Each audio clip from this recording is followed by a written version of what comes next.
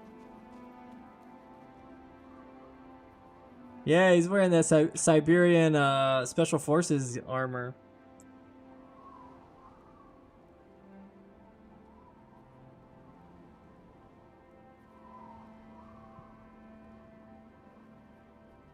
Why?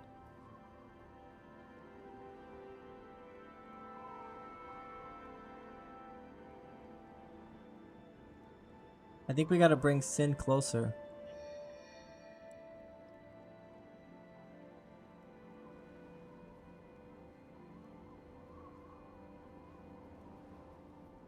There we go. Vigorous Spirit. This is an awesome skill.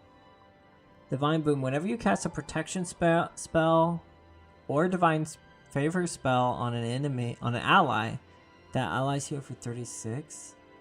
It's got to be protection or Divine Favor, so that's not helpful. Pacifism. That's a pretty good spell, but it ends if they take damage, so probably not good for PvE. More of a PvP spell, right? Baby Boom Prot. Yeah, I might have to switch to protection now with that boon spell.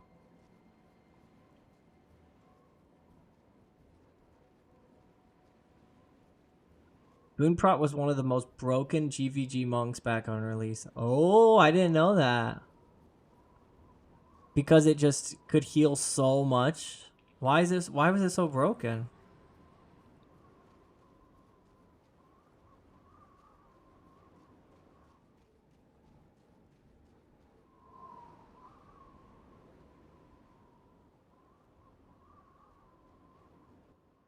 Okay, yeah, we can go back.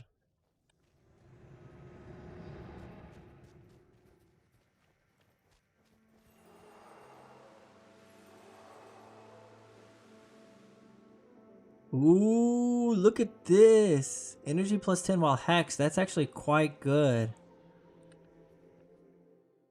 Because they use a lot of water hexes here and stuff. But actually, this shield might be better. That armor 10 versus dwarves. That's pretty massive here. I think I'll use that. I'll use both. I'll use both. Energy set and... Where'd it go? What? Where the heck did it go?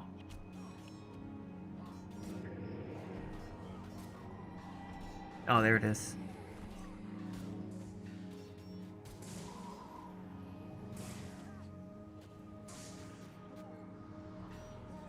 What am I doing? There we go. Energy set and shield set. That's what I'm talking about. Okay, got it. And oh, because you could have protection prayers to protect everyone, but still get decent healing from divine boon skill. I see. So having divine boon basically makes you, it makes you a double without messing up your attributes. You get the best of both worlds, protection and healing. That makes sense. I still play Prot Monk in FA if I ever do it. Super fun to camp back and protect everyone. Yeah, I need to try doing Oh, that's Fort Aspenwood. I see.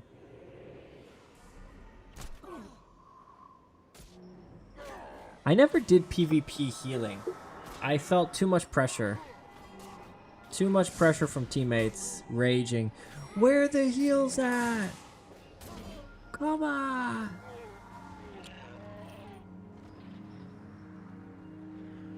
I need 5 death magic to get that energy. That's actually not good for me. I'd be better off using that the monk's focus that I had. Then I get 6 at least. Yeah. Too bad.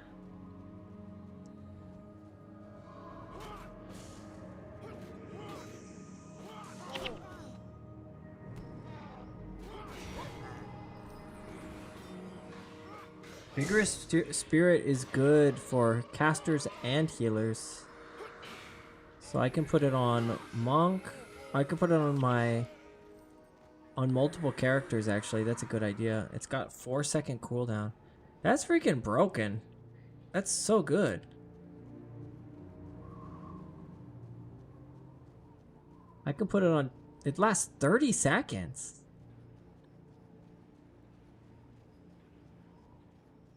I was today years old when I learned you can drag and drop weapons to their slots in the corner. Oh, yeah. You can equip weapons just by dropping them down there. Isn't it so funny, the stuff that people know? Like, the things that they know and don't know in a 20-year-old game. So interesting.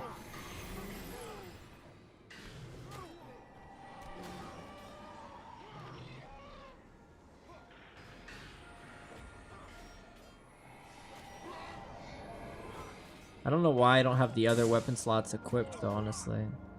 Need the 4th one there. And I don't even know how I know that. I just maybe did it by accident or something, and then I just knew it. Old Divine Boon worked on any spell that targeted an ally, even to healing prayers. Oh, so they made the distinguish between just protection and divine favor.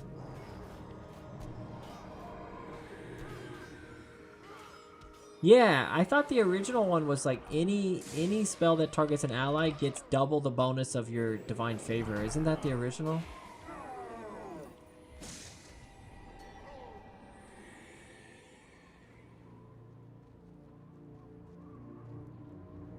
Or is that a different... I might be thinking of a different spell. I forgot a lot of the monk spells because I haven't played it since high school. Once they came out with heroes, it really...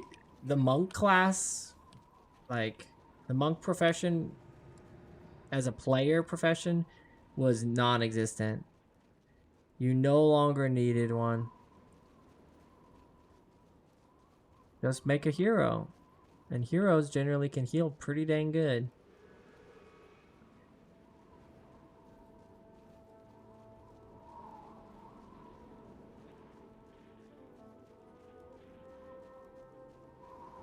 Where are we going? What quest is this? I'm thinking of healing touch. Ah, okay.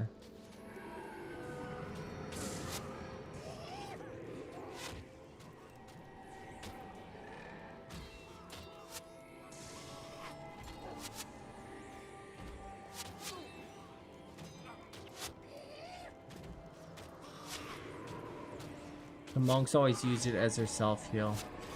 Healing touch doubles divine favor. Yeah, because it's a touch skill. You just touch yourself and then you get double the healing. It's pretty smart. Uber, have a great stream. Chocolate's here. Hey, thank you, Bird Chocolate. Bird Chocolate's a big Diablo 2. Guild Wars 2. Diablo. That's so funny.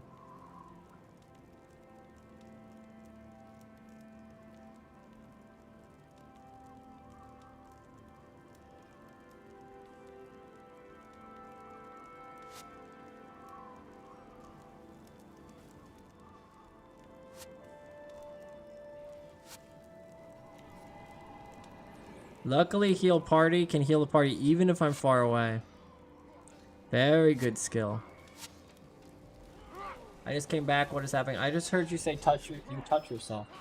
Yeah, when you touch yourself, you get double the benefit, Slasher. You didn't know that?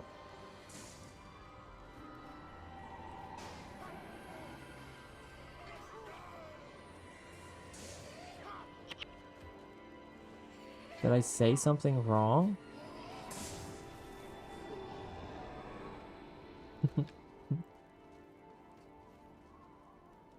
Infuse health on the spike target. Divine touch to restore your health.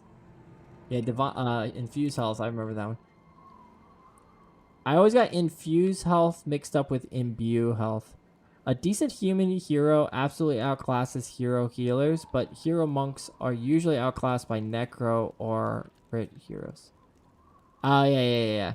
So you're saying a human monk, a human healer is generally better than a AI NPC hero, but an NPC necro or writ hero is better than a human healer. If I speak slow enough, I can say what I want to say.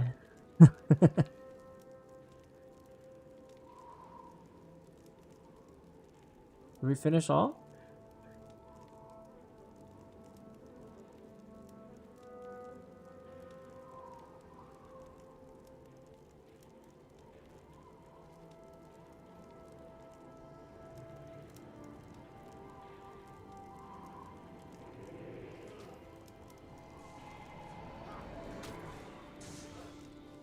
Where? Oh no.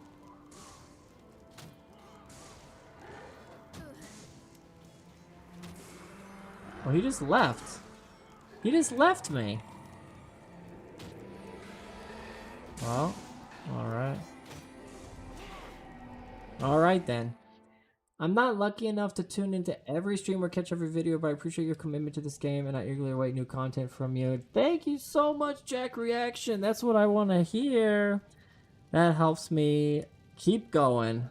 That's what I need.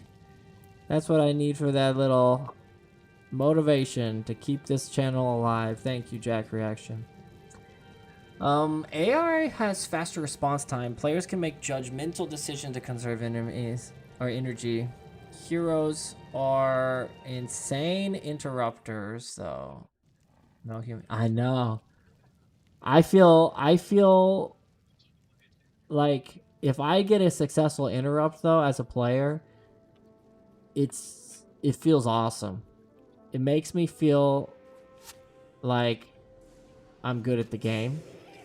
But most of the time I'm trying to interrupt nothing. The enemy is literally doing nothing and I'm just spamming interrupts on them and I feel completely useless.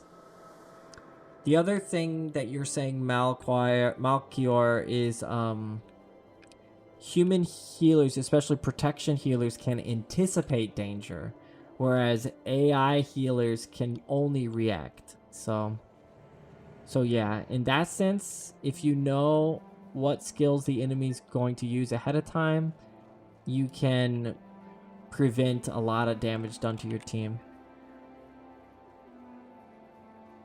I guess he figured it was faster to just go back from Yak's bin, but I don't think so.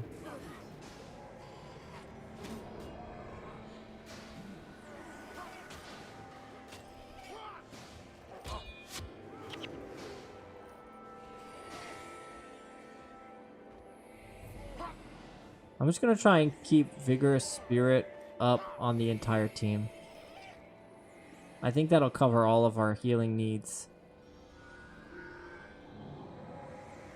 Whoops.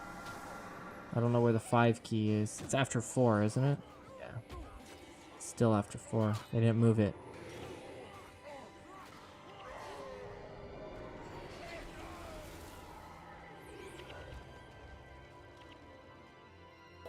Your dad with the full send. Let's go, buddy. Appreciate that support, man. You ain't gotta be doing that. That's too kind of you, sir.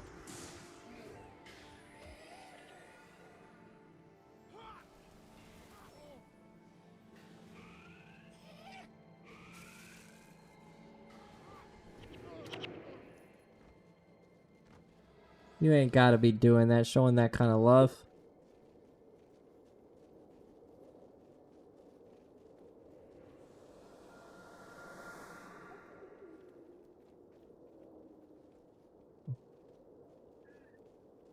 Where are we going?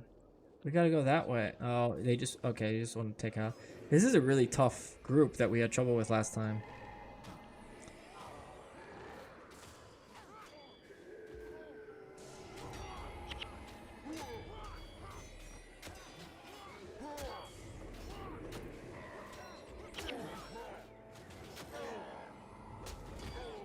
Oh, I'm getting hit. Put my shield. Having a defense defense kit for your monk, having a shield ready is really, really good strategy. I'm off. Have a great stream, Uber. Hey, thank you, Slasher. I hope you had a good workout. Getting swole.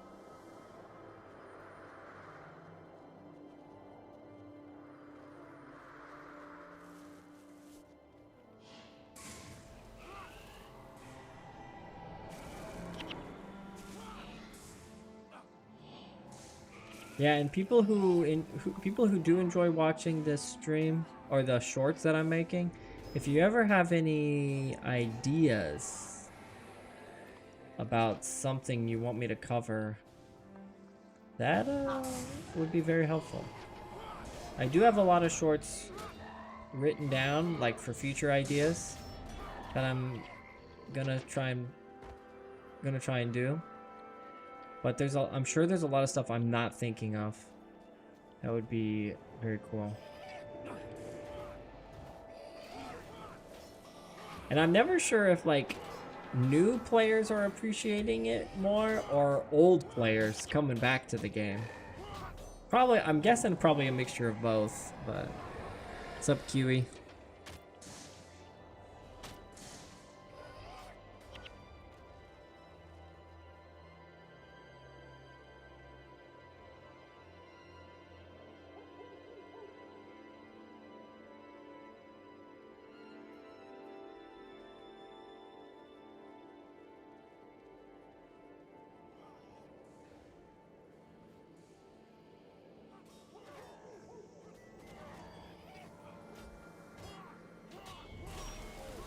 As a vet with pretty big breaks in playtime, a big one for me is gearing new characters and building out hero team. All right, nice. Very good. Yeah, it's easy to spend all your money, right? Especially if you're making like alternates all the time. I mean gearing all of your heroes even on one character is a huge money commitment. A huge money commitment.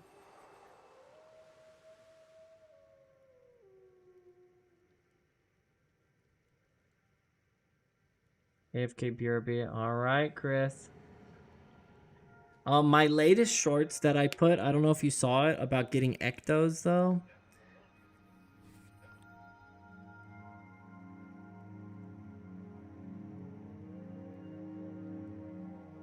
That's probably the fastest way to get the money necessary to build out your heroes.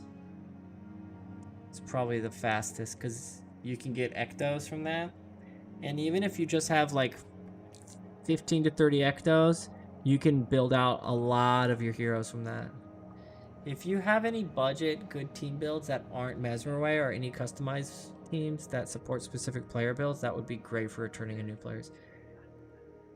It does suck for new players because you have to, one, have access to the areas available. But for example, this week, the one that I posted this week is available for early level Nightfall characters. Like I think by level 10 in Nightfall, you will have enough. You'll be able to get the items necessary for the Gift of the Traveler because it's all on Istan. It's all on the starter area. That's why I chose to post it this week and not last week, because last week it was you had to have access to Underworld in order to get the Gift of the Travelers. But this week you just have to have a level, not even really level 10, like level 8 character in Nightfall, and you can get 15 ectos easily. And if you farm those Drake flesh items, you can sell those for ectos as well. I didn't even include that.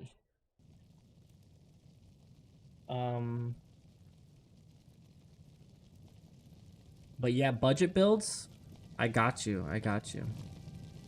That's what I was talking to Slasher about earlier. Wow, look at this. Look at this axe skin. I've never seen this axe skin. Why does it look so cool?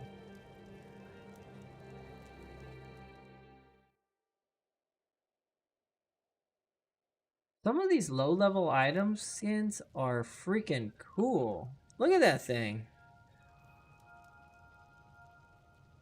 That is awesome. I've never seen that.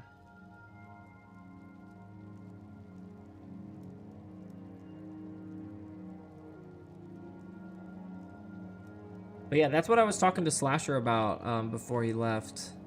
It's a good axe too. Is you don't really need to play Mesmer Way. A lot of veterans, whenever they see people not playing Mesmer Way, they usually say stuff like, "What's the point? It's Mesmer Way is superior. Why use anything else? It doesn't make any sense. It's not efficient. It's inefficient. You're wasting time." And it's like, it's so old to think. It's like, isn't it exhausting to think that way about a game? Like, just play what you want to play. As long as you're not playing like some ridiculously nonsensical thing, like for example, I put all my points in fire magic or smiting magic, but I bring all protection prayers. Like, okay, that's dumb. That's literally like not playing the game correctly. It's like not even paying attention. Just down. Or like if I go like, oh, I'm gonna go like rainbow builds. Like, what about this? This looks cool. I can bring one skill from each attribute. Like, okay, that's not how the game is meant to be played. But I think you get what I'm talking about. You guys get it. Let's try going a little protection. Let's go smiting protection.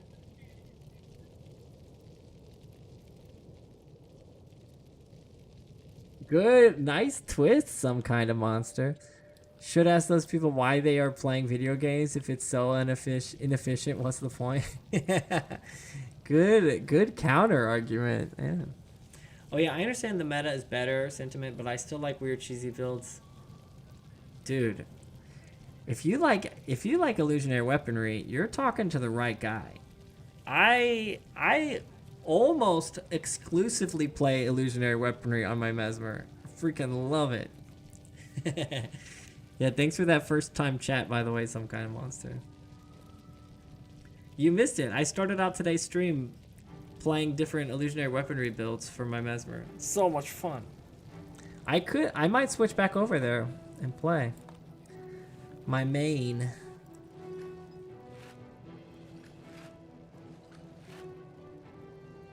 Well, I probably should have sold the purple. Purple items are probably better to sell than salvage. Too late.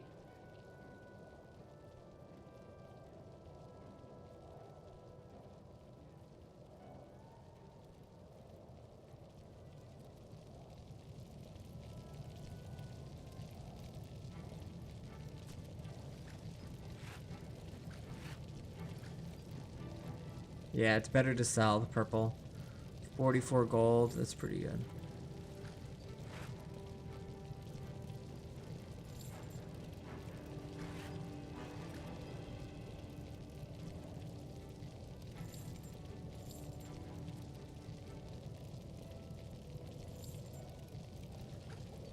I feel like illusionary weaponry is the most interesting for players because E-Surge, psychic instability and aptitude is so common for hero builds. Yeah, I know. It gives you the main character feeling. Like, I feel like I'm playing a main character. I'm the hero running into melee range. My heroes are supporting me, keeping me alive. I'm taking the fight directly to the enemy. It feels cool. Real cool. All right, let's see if we can get someone to join. There's so many people here. Oh, let me set my skills first. We're going protection now.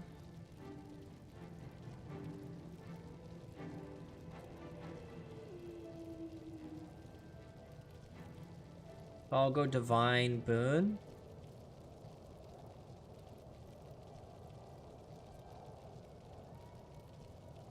Still not that many protection spells. Let's see if I can buy New protection skill.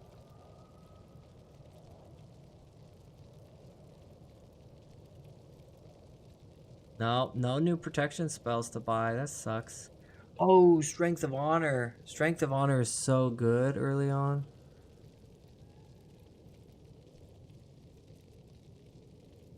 Why does my avatar look like a nerd? What do you mean? What do you mean your avatar look? Oh, down here. We can change it. Let's see. Let me find it. You want me to change it for you? Whoops. What the heck? Why are you spinning in circles?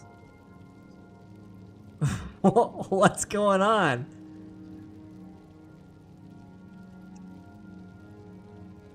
Why are you spinning? Oh my gosh. Okay. There we go. We got you. Okay. I pinned you right there in the middle. Whoops.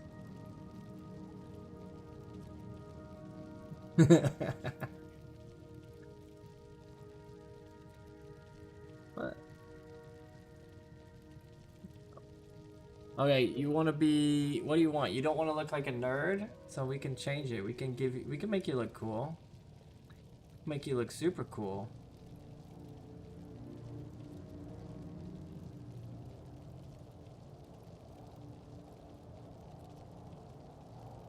Go.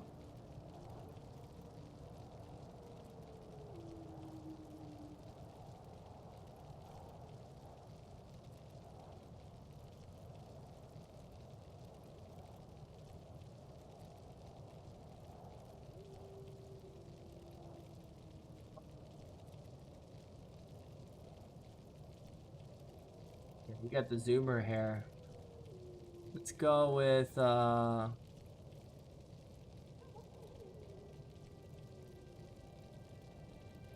hockey mask. There we go. You're not a fan of the hair? You want to change it?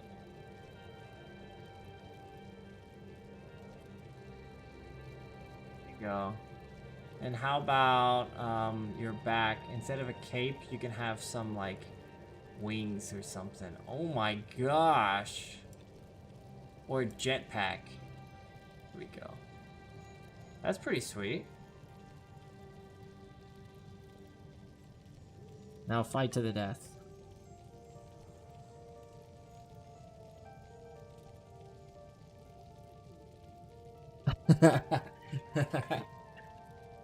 Okay.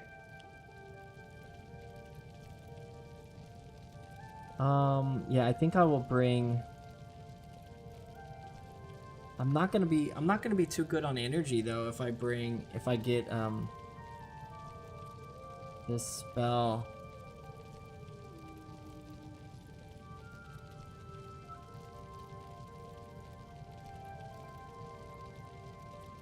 Strength of Honor is so good though. I do want to buy it. We'll buy Smite too.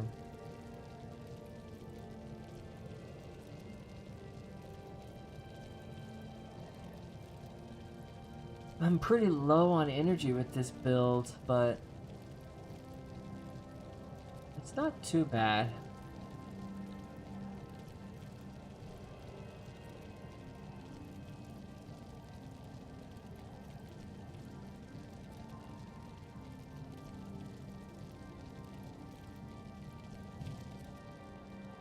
Yeah.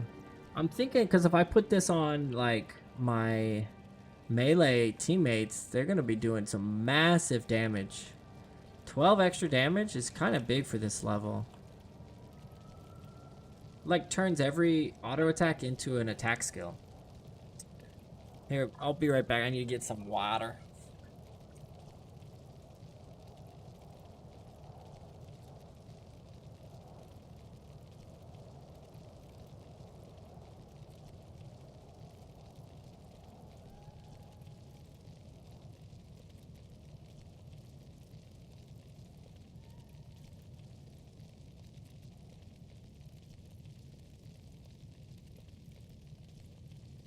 Back. All right, let's see if we can find a group to play with. I want to do at least one mission today.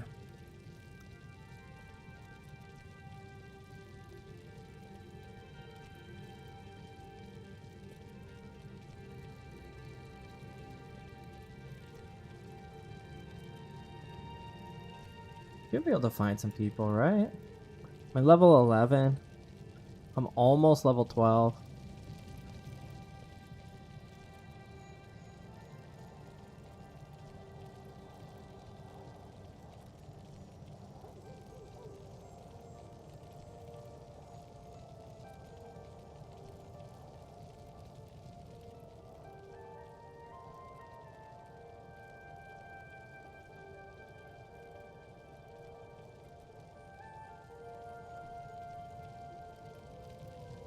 Yeah, people still want to get through the game super fast.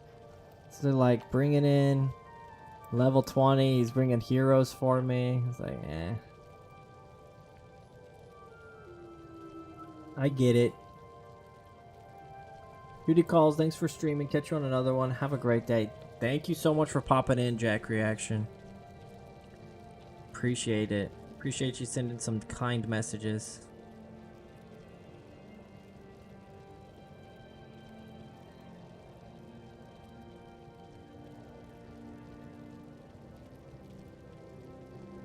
The way is blocked. Whoops.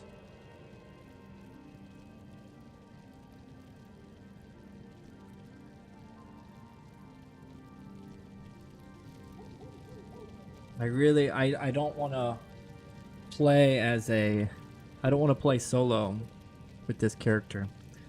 Especially in Reforged.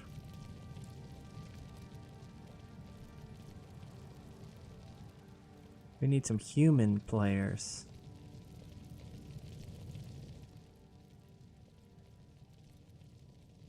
That guy's got max armor. I'm pretty sure that's level 20 armor, right? At dragon scale. Really cool armor for ranger.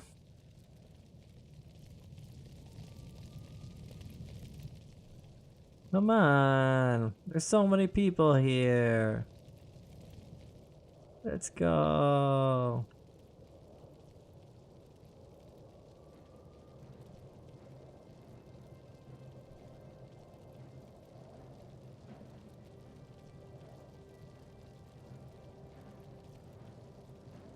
If I have to, maybe I will solo to get to the next mission and then try and join some players. That might be the best way to do it. Because these people here, they just finished Nolani Academy, so this is usually a stopping point for a lot of people for the day.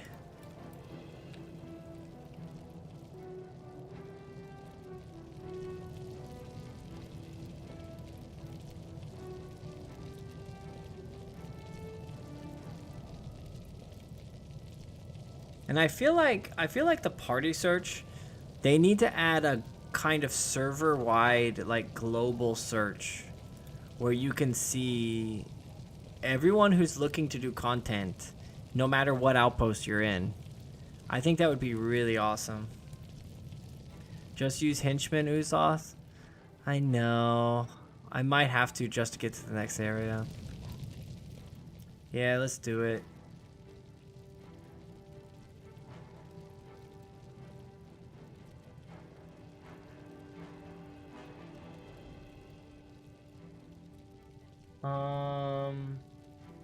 Europe is completely devoid of any players when it comes to outposts. Yeah, Retro Bright. In the period of time where Guild Wars started falling off, most players on Europe, I'm not sure why, but pretty much everyone moved over to the American servers.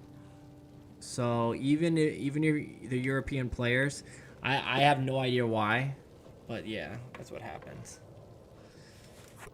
I mean, even the Asian servers, like Guild Wars used to be massive in South Korea from what I knew, and there's no one on the Asian servers either.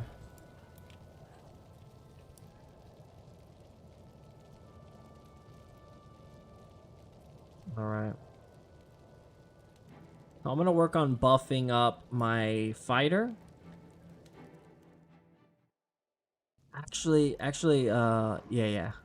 Little Tom's better here because he's he's more of a spiker with that axe. He does more damage than Stefan, I'm pretty sure. He's got that deep wound action. And they don't have any enchantment removal, so this should stay on all the time.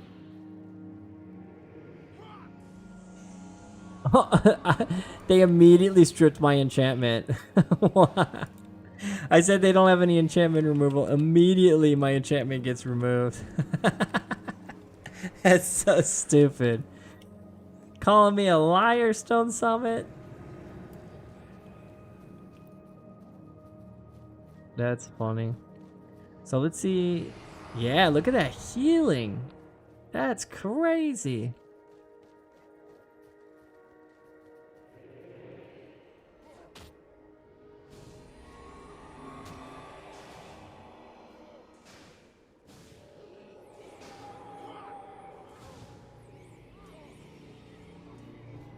I wish it showed me how much damage I was doing. Because when I put Strength of Honor on an ally, they get the damage boost, not me, which I guess it makes sense. It even says target ally deals 12 more damage. It doesn't say I deal 12 more damage. So I guess it makes sense, but I just kind of wish I saw where the number was going off to.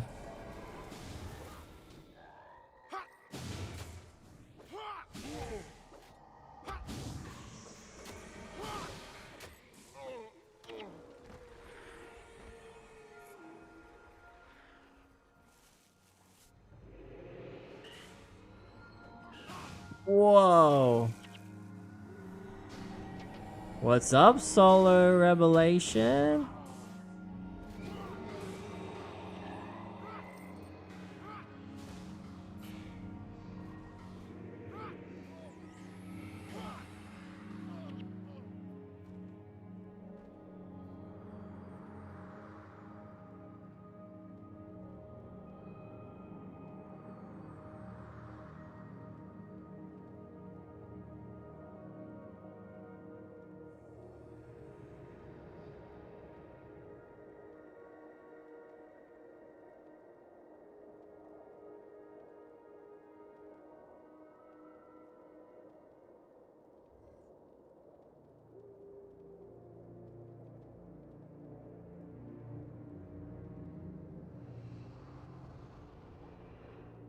Alright, sorry about that. Good, thank you. How are you? I'm fine. I'm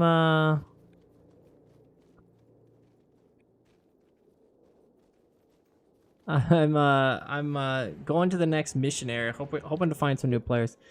If you're gonna join, this is the 2025-2026 biggest age of event. You have to join right now. Ah, I can't join now. This is my Guild Wars time, Taco. Why is today so big for Age of Mythology? I don't understand. Lots of people playing it right now.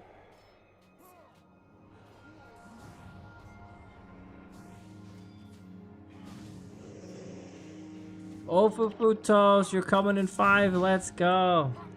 Do you have Boarless Pass, or should I go back to Yak's Bend and come back with you?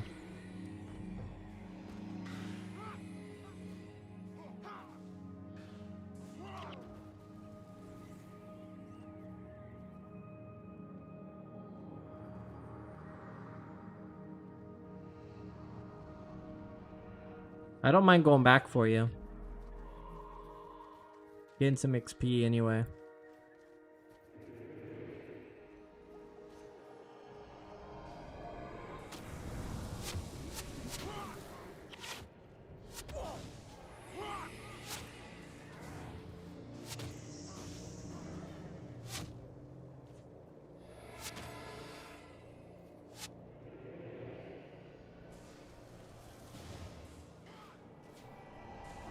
Let me know.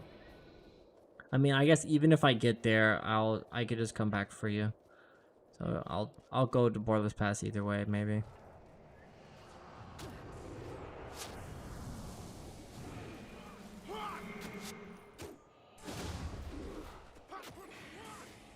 I think 2 healers is kind of overkill here. I don't think we need 2 healers. I think it'd be better to go a second, maybe bring an archer or a second warrior. Might be better.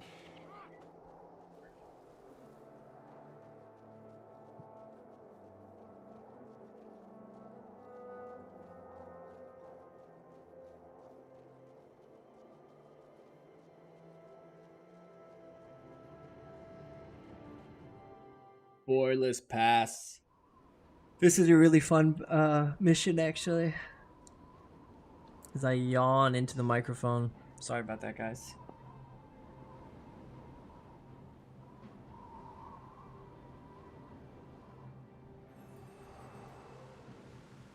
Look at me speak as a true monkey. Yeah, I'm thinking because like I'm not even using my skills, so it's like one of us has got to go.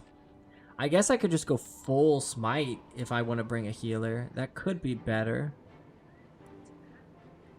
It's not a bad idea. But I like being the healer.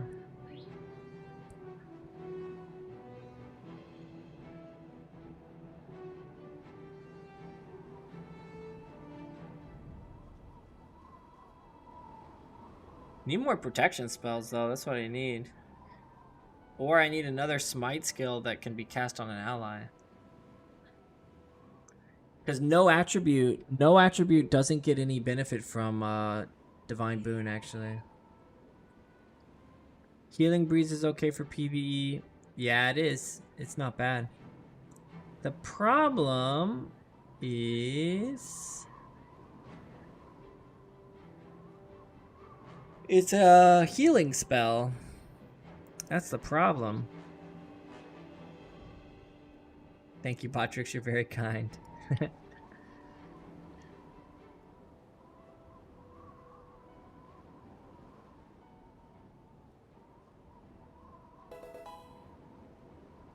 Ninja with the 10 kicks over on Kick. Appreciate that, buddy. Thank you so much.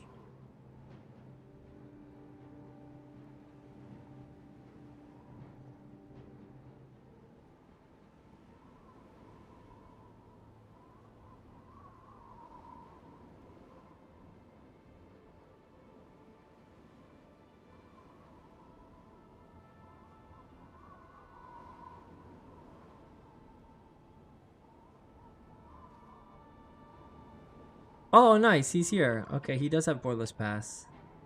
Let's go. I also subbed to me on YouTube. Thank you, Blinja Ninja. I think I got you too on YouTube. I got you as well, I'm pretty sure. I think. Unless you don't have a YouTube, then I don't have you. Oh, I got you now. My bad. I could have sworn I already had you. Maybe I'm thinking of Twitch. Might be thinking of Twitch. Hey, yo. 2 monks here.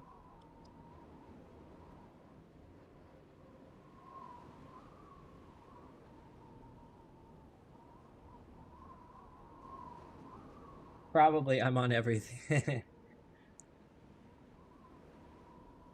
My group needs heal more than protection.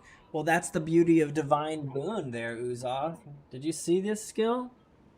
Makes all of my protection spells heal for 39 on top of my divine boon. So it turns my protection spells into massive healing skills.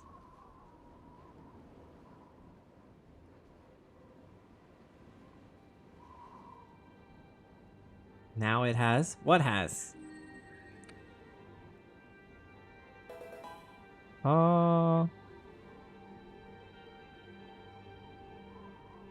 Oh, you're level 20. Not looking for a rush.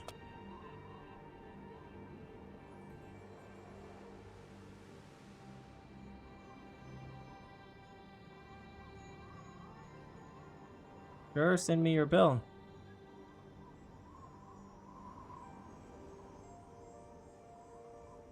Or is Noisette? Noisette, are you watching or something?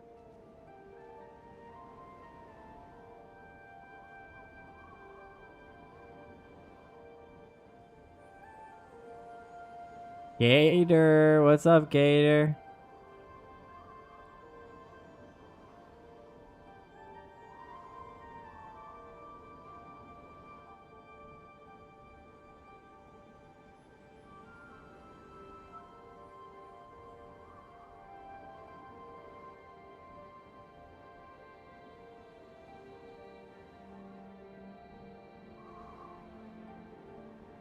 You choose between prod or spite. Ah, okay. Thanks for the advice. I'll stick with this though, probably.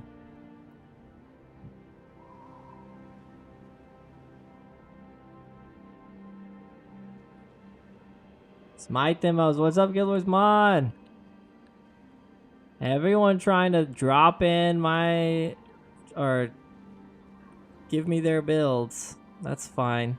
I agree I should choose between protection or smite, but I also want to do the damages and heals.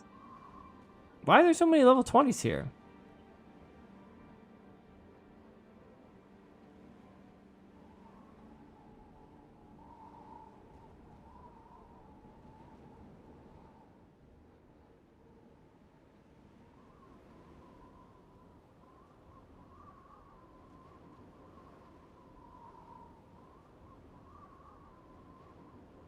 How you doing, Guildwars Mod?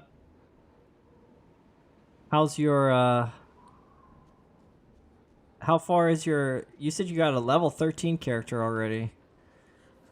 How far did you get? Last time I thought. Gotta catch up to you so we can primer. I know. Didn't you say you just got to Ascalon though?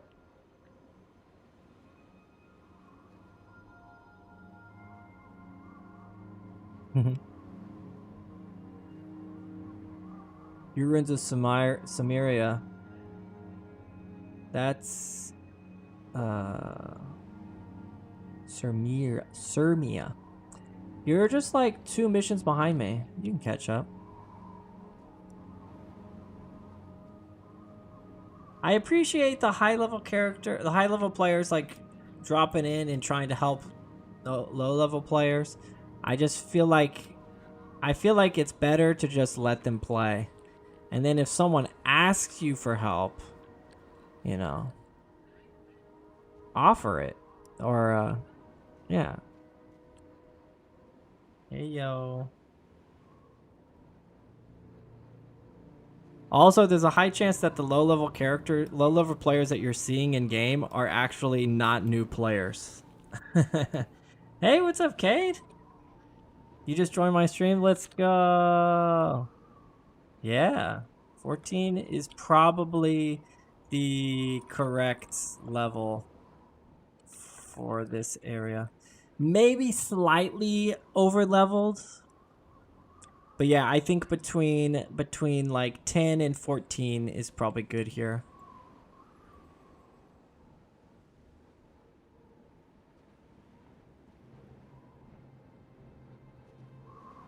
Let's try and get 3 more.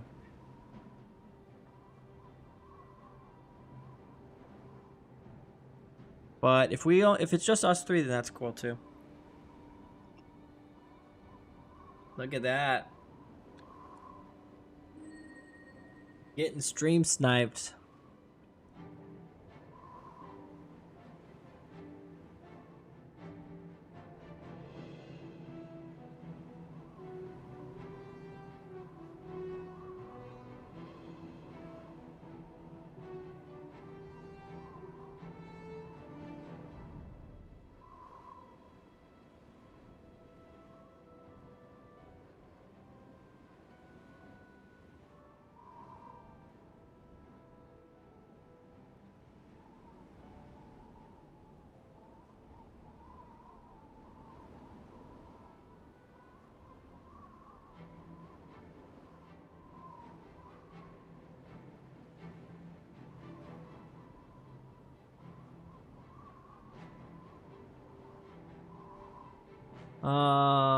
Yeah, let's try at least one more. I agree. I want to get at least one more player.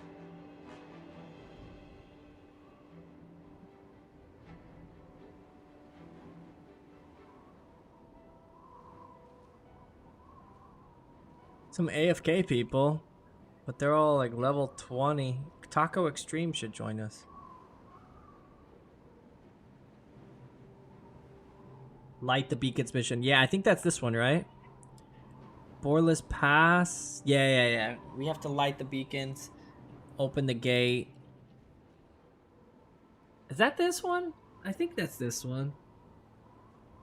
These missions suddenly get pretty long. Okay, don't overload on self heals. You are covered. I go full damage.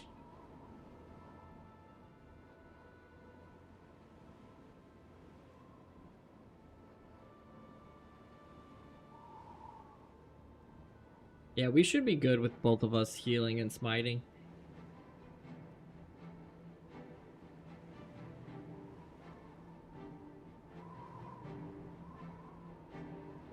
Alright, we might not find anyone else.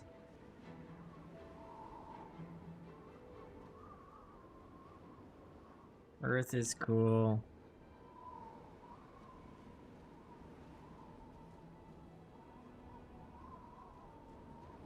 Throwing rocks at door. Yeah, I'm good to go.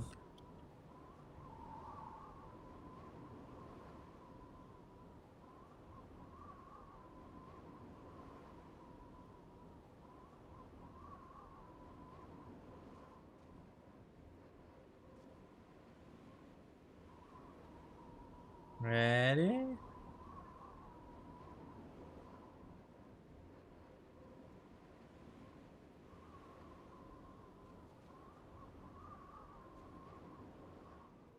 I can go more smite? Really? Oh, okay. Then let's go with smite.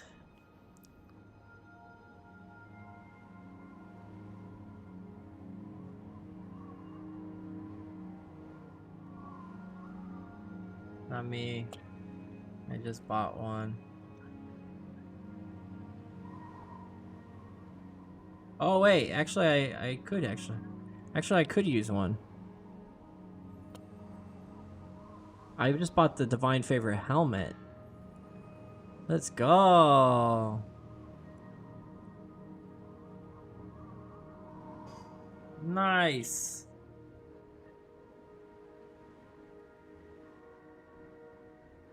Want something for, want some money though? I didn't even offer gold. You need some?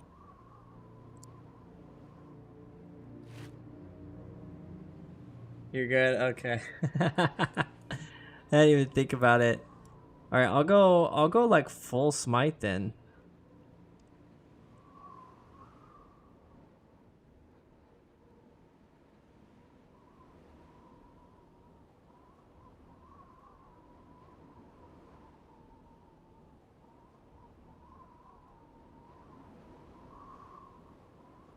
Oh, maybe.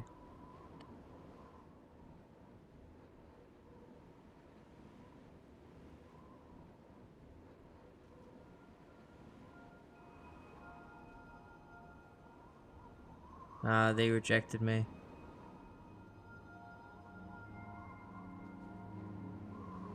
Harriet Tub Girl. That's a clever name.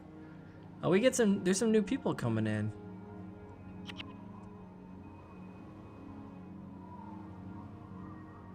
All tuned in to the stream. Let's go. I have a habit of typing to people in game, even though you're watching the stream. My bad. All right, maybe we should just go then.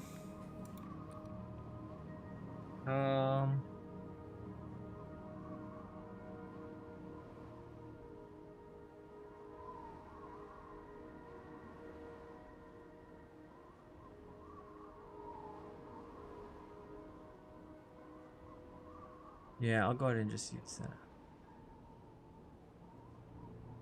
Actually, divine boon is no longer useful if I'm not bringing any protection spells.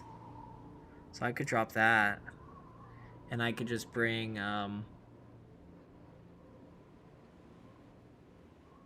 retribution or something. No, that's too expensive. Symbol of wrath. Let's do that. Okay. Good to go.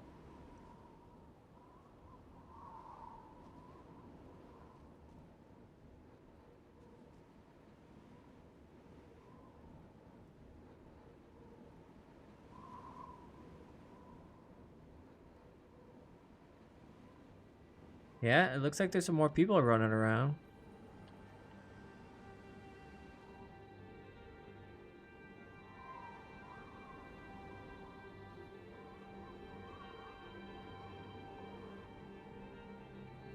Man, these places used to be packed with people, right?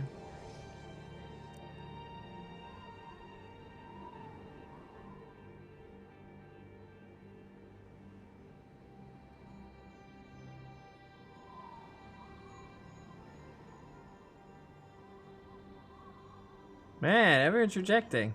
Alright, fine, let's just go.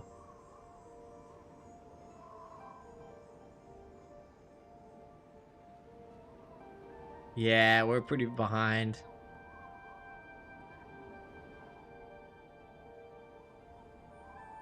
True. Then we better get a move on. We better get going. Wow, the henchmen are level 8 here? That's crazy. Alright, we're hitting it. We're going for it. We should be good on damage, and we're definitely good on heals.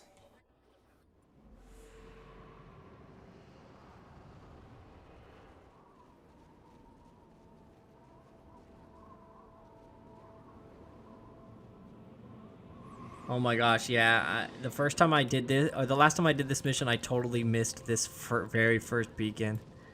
Had to backtrack from all the way at the end of this first area. So sad.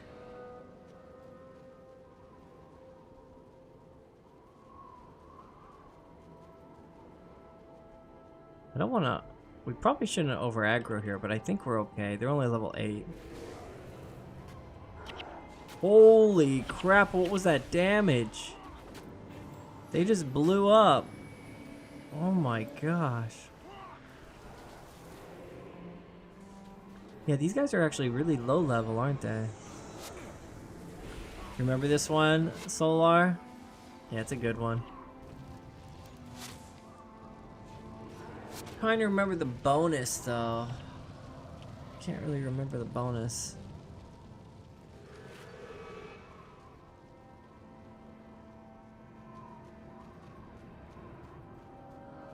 I have to pull out my old strategy guide.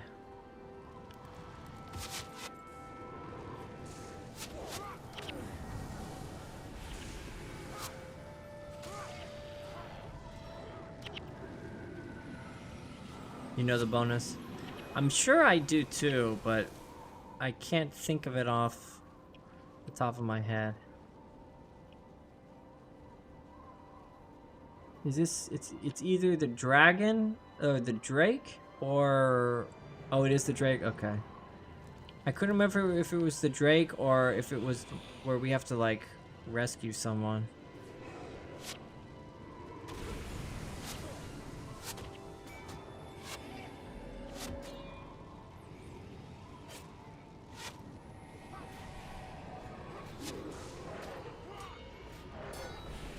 Nice.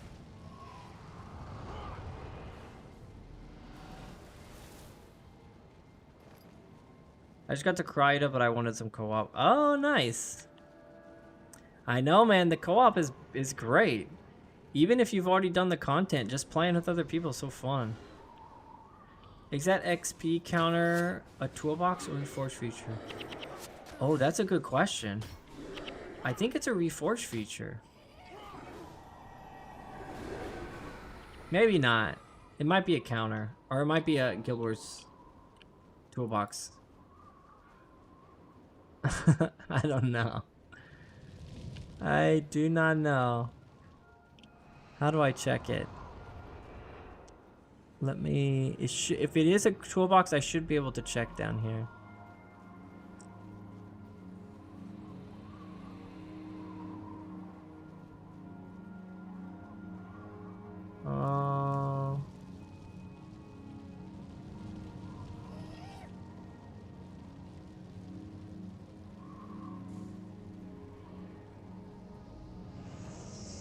Yeah, I don't see it.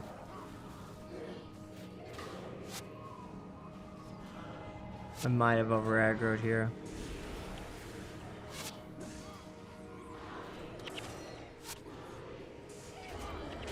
We do crazy damage though, that's for sure. I think it's I'm gonna say it's a Guild Wars toolbox feature. That's a safer option. I like it though. I like that it has the exact percentage or the exact experience that you need. You used to have to be able to come here. Push H.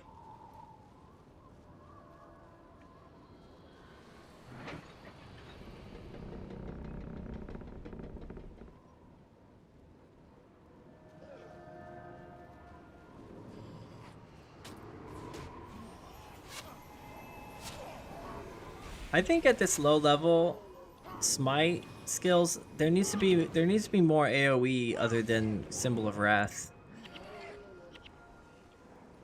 Like I think smite should do AoE damage if you're attacking, if my target is attacking, rather than doing extra holy damage. You should do some AoE. Punish their whole team. Oh, attunement and survivor. Those are both good. Get that extra energy.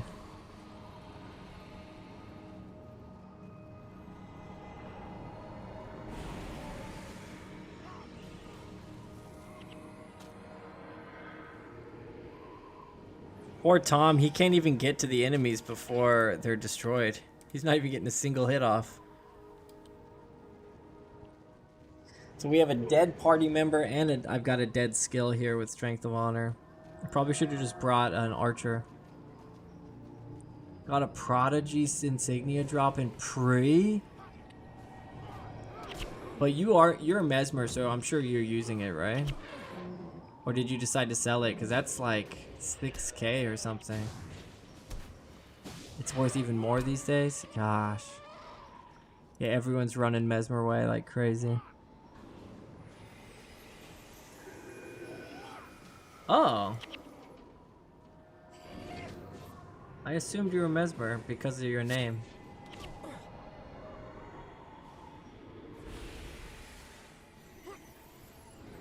But now that I'm thinking about it, actually, it makes sense that you're Necro. I'm just now putting it together. I'm putting it together.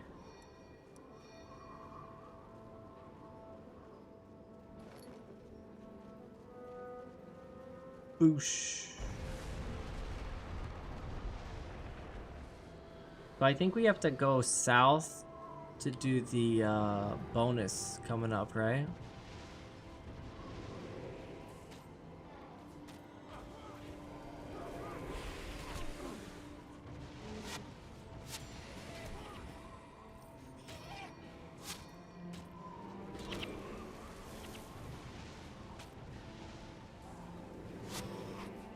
Dang, they really hate Dunham.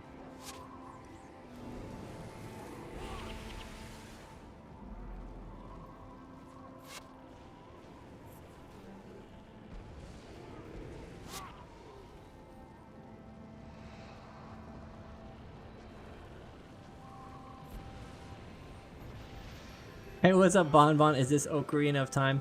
Close, yeah. It's very similar. I think Ocarina of Time was inspired by this game.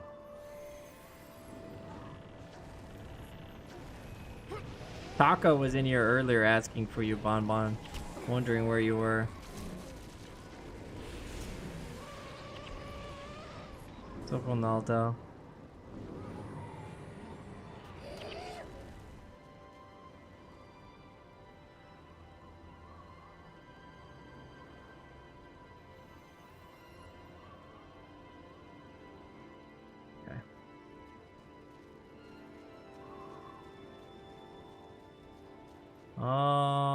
I think we go this way.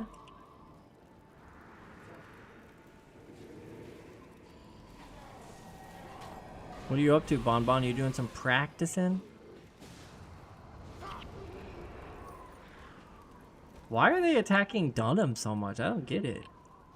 They hate Dunham.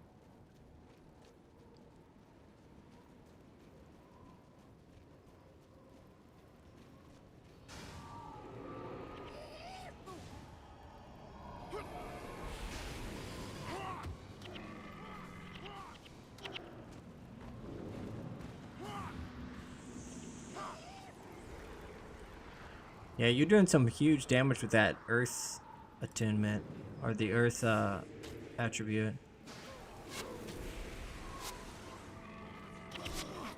I always liked going air or water also over fire. Fire is like very common to use because you get so many good fire skills right off the bat. But air is pretty satisfying. You get that really good. Yeah, it's too mainstream. I agree. I think the devs really wanted to impress early on with fire. So they gave you like Firestorm, and once people see Firestorm, it's like, yeah, you're keeping that for the whole game. Yeah, we need 2 kegs here.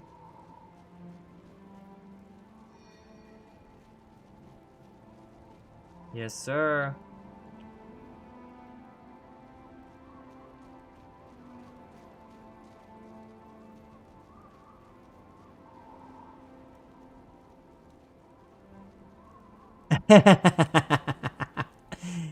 Yeah, you were running fire, Jaziel, but you were doing insane damage when we were playing. Fire is flashy. Fire is fun. You get some insane numbers with fire. Damage numbers.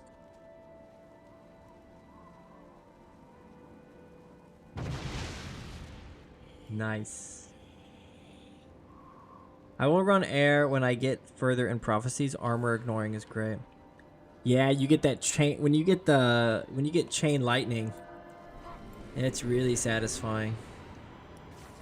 Those freaking phantoms in Kryta were so scary.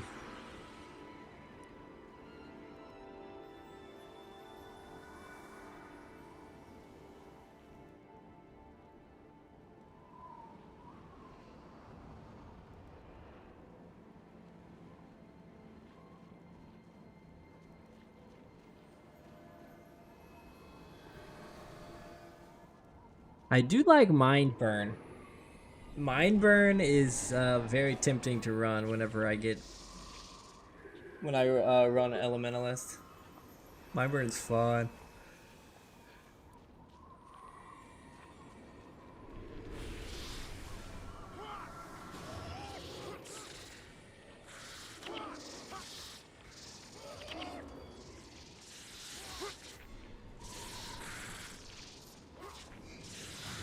Actually, Little Tom does some pretty decent damage.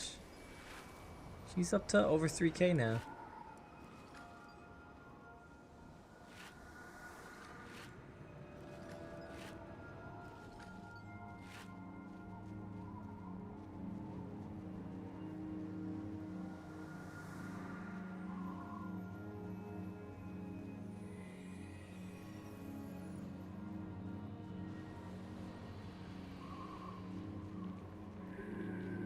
This is a cool area.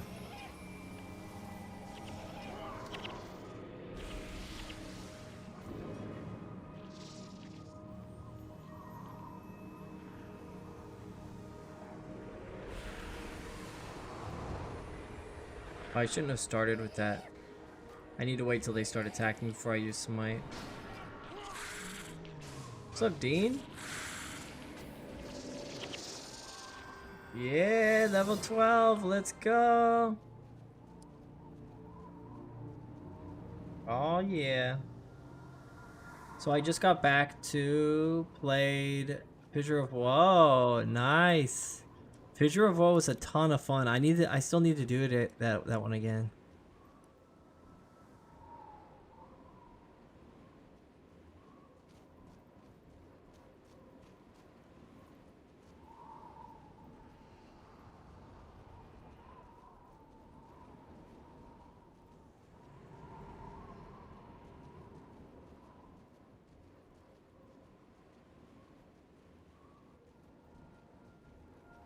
Again and again and again.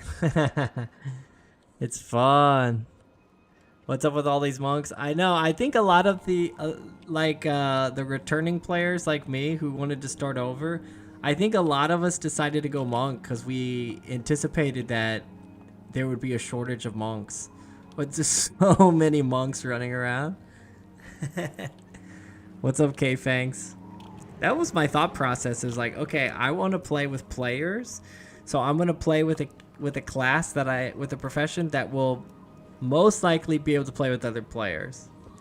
And then yeah, we got 2 monks running around. You were thinking the same thing, right, Ofufutos? Exactly. These monks taking over.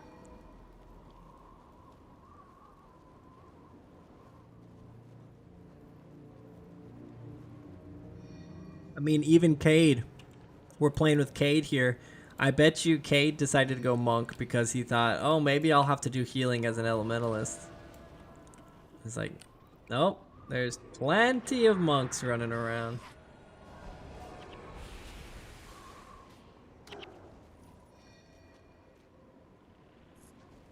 Yeah, elementalist monk bonder, exactly.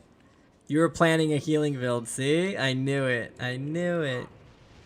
That's really the only reason to go monk as an elementalist is if you plan on running a healer at some point.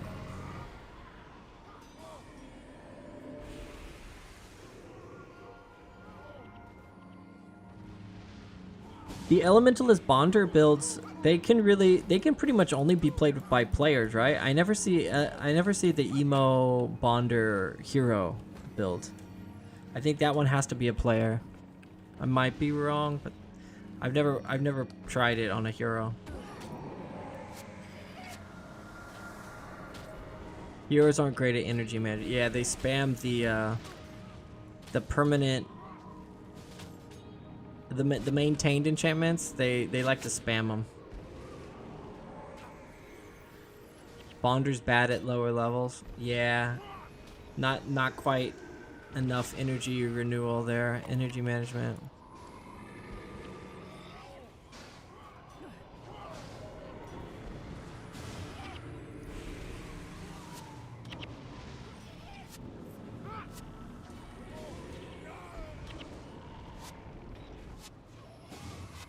Yeah, this was a fun mission. We're flying through it.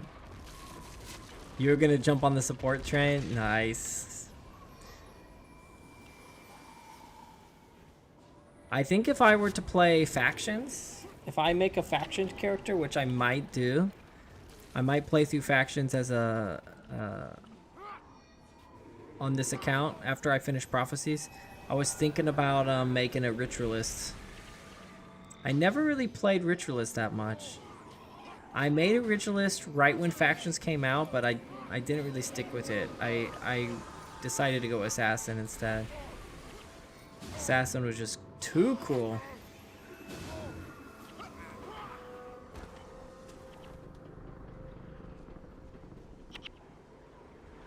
I should have brought some keys. It's Rurik.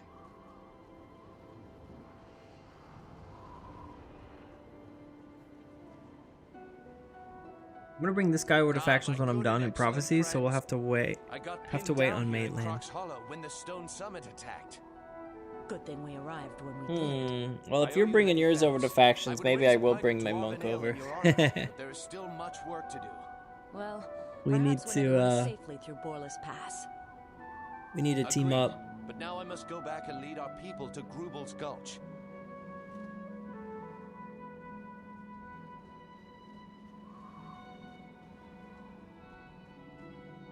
You go on ahead and clear the way. Secure a shelter for the night, and then we'll see about that ale. As you wish, my prince. Talk to King Ironhammer. He'll help you garner safe passage into the gulch. I will see you there.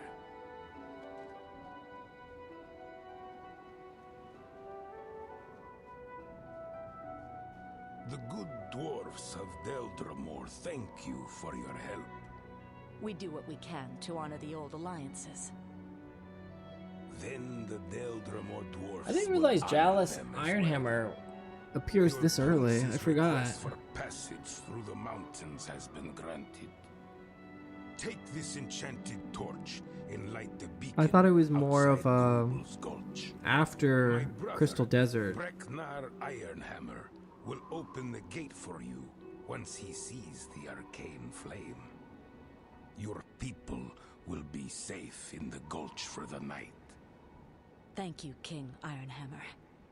Anything for our friends. Complete all campaigns in order. Waste Bonuses no more on time all. here.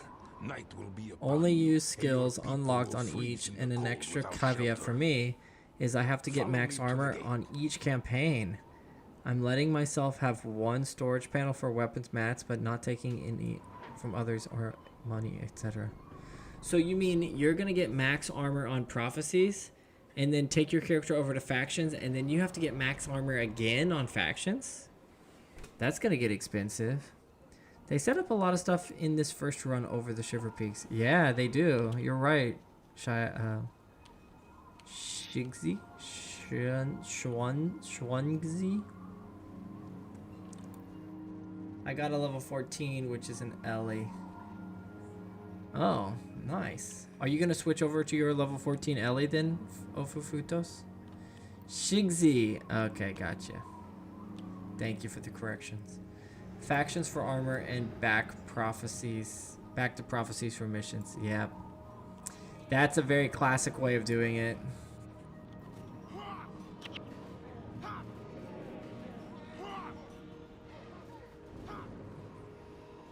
Too far back now.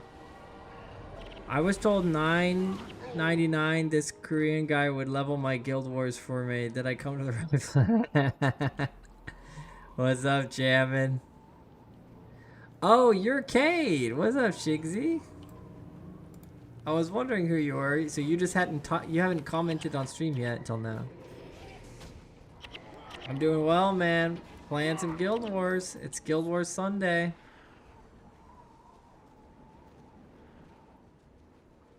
Are you hopping on the PoE too? I've seen a lot of people hopping on Diablo 4 since that new Paladin is out. I'm learning from my lesson. I am not gonna play Diablo 4 ever again. I learned my lesson. I gave it too many chances. It'll be PoE 2 today. Nice. Frank loves D4? I can't believe it. There's no way you're not being sarcastic. There's no way he likes D4.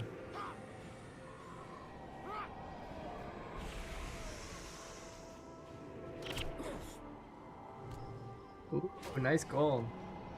You stopped Diablo at 3. You know what's funny, Solar Revelation, is I played Diablo 3 quite a bit, but then I quit Diablo 3 because I was not a big fan of Diablo 3. But then once Diablo 4 came out, I went back and tried 3. And 3 is not bad. 3 is pretty good. So when Diablo 5 comes out, maybe I'll give Diablo 4 a chance. D3 had the best end game. Yeah, they made some really good changes with 3. And a lot of the things they did horrible in 3 with first release, they fixed a ton of it whenever the expansion... What was the expansion for 3 called? Reapers something? Wings of... I don't know. Let's Magic Find Tyrell's Might. Exactly. Diablo 2 Magic Find is the best of all time. There's no beating Diablo 2 Magic Find grinds. But yeah, Diablo 3 was not Diablo 2. That's why I disliked it. But Diablo 4 was just like, what are they doing? Apologies to any Diablo 4 fans. It's just how I feel. Just my opinion. It's not, doesn't have to be, it's not correct. It's just mine. I mean, I'm still playing Guild Wars 1. The way must be clear. After 20 years. Now is our chance. We make So for I'm a Grugel's little bit Gulch. biased towards older games. Reaper of Souls. There. Thank you, Jammin. Thank you, Jammin.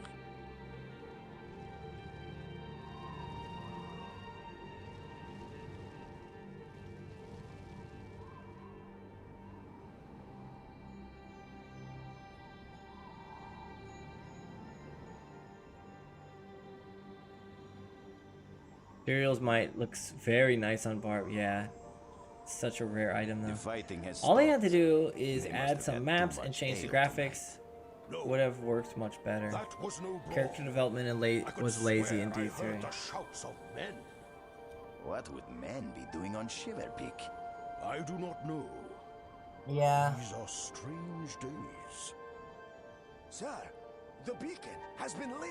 I'm not sure what the thought process is behind The stone changing summit it. would never abandon their On one hand, posts. they need to make enough differences where it's a And there is more. enough changes where it's a Band of different men game, are marching for the gulch. but They're they need approaching to the gate. keep enough things the same It was men so who that the lit people beacon. who liked the original will still like the new one.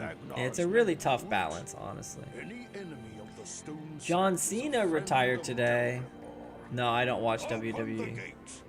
Captain, I don't dislike it. I'm more into like UFC and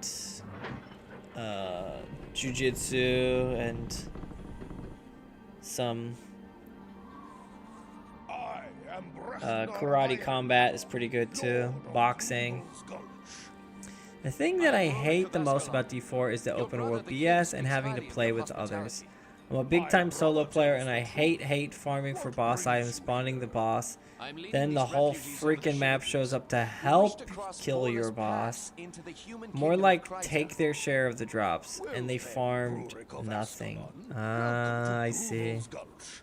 You are free to stay with us as long Yeah. as Thank you, mountain friend. D3 Ring is was forever in amazing your with the debt. matchmaking system, where you can play solo or you can be matched with some other players. And if you want to play with random people, they match you into it. I thought that was good. Diablo 4 felt like it was open world at first, but then it wasn't. So I was left with the feeling of Diablo 4 was like, okay, if you're going to make it open world, make it open world. So if there's going to be people in the world with me, you know, encourage us to play together.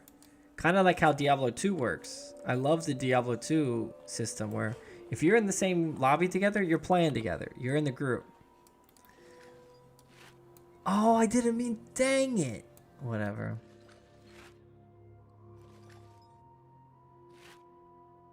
Like, pick one was my thing with Diablo 4. Make up your mind.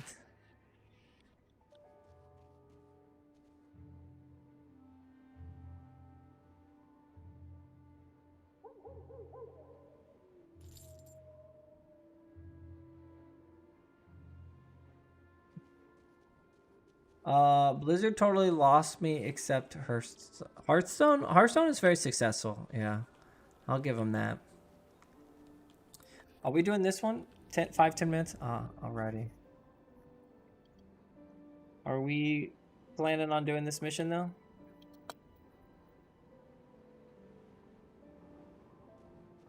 I'm fine to keep going.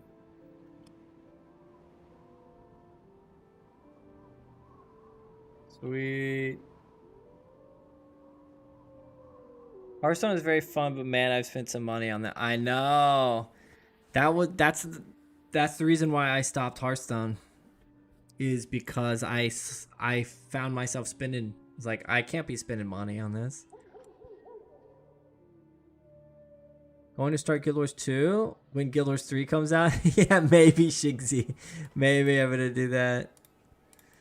I don't hate I have and to be fair, I have a lot of hours in Guild Wars 2. I don't know how to check the hours spent, but I have a lot of hours. I mean, I still have the first character or is it my second character? I think it's my second. My first character was a ranger And then I deleted that one. But the second character I made, I still have it. And I played, you know, I had... Oh, it's Last Age in Diablo 2. I keep wanting to call it Diablo 2. In Guild Wars 2? Did you just type /H? I didn't know that.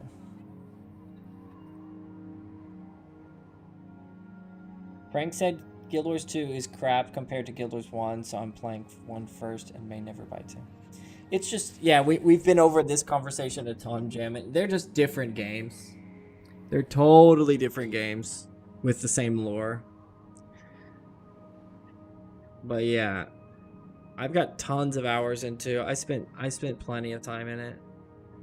It's just my time in 2 is not consistent. It's like 2 months and then 6 months break. 2 months and then a year break. 5 days and then 3-year break. Something like that. I'll fix my Sailor. That's okay. Tinks, was I wrong? Am I wrong? Where did I lie, Tinks? Where was the lie? Yeah, I just do it. I do it automatically. You have no proof.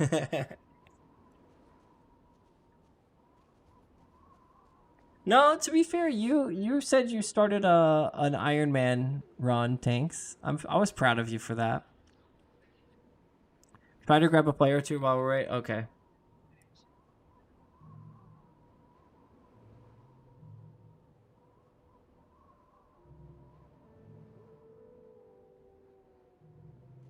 Guild Wars 2 is my slow and steady game. I get obsessed with Guild Wars 1 for a couple months every few years. Yeah. And honestly, I think it's fine. I think it's fine for the developers to design a game like that, where you don't have to have the player base addicted to your game for their whole life. You know? Dang, level 16. It's a little high.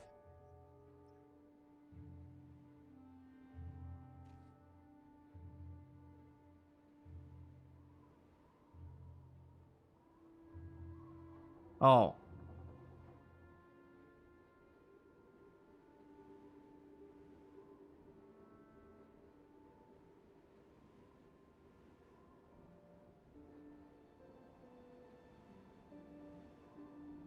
Amelia Broadstone, who? Hey, what's up? Thanks.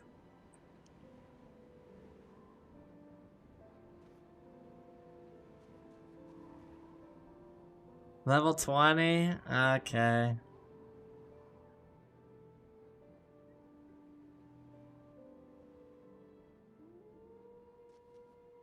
What's up, Fooch? But I like playing WoW for 30 years. Yeah. WoW for 30 years, that's fine. I mean, if you do want to just play one game, there's like WoW is designed to be played that way. But I don't think Guild Wars was ever designed to be played in a way where you have to devote your whole life to it. You can take breaks, you can come back, you can pick up exactly where you left off. You're not going to miss anything. And that I think they're commendable for that. A 20 doesn't really mean much. It's all in the build. That's true. It's very true.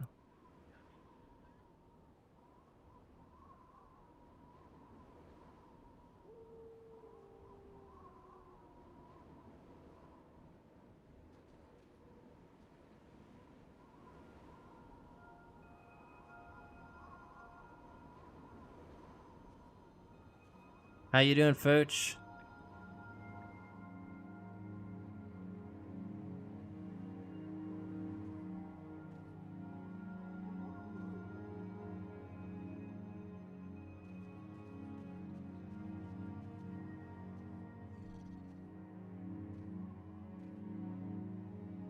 Jaziel, I see Jaziel online. Does he wanna jump back onto Frostgate and run this with us? We got room for one more.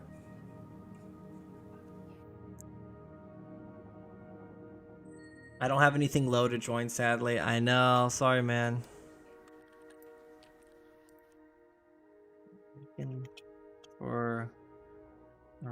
this level.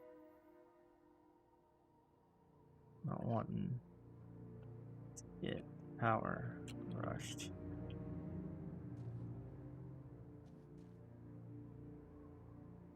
Jeez.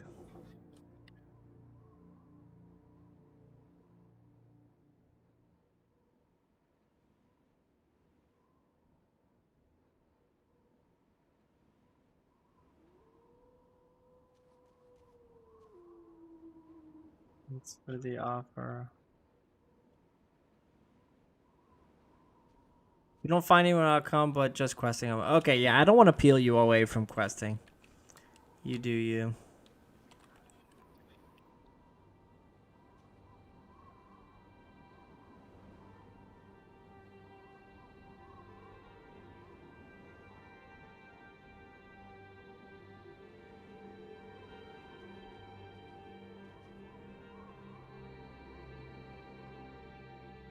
Yeah, he's got like Imbagon basically.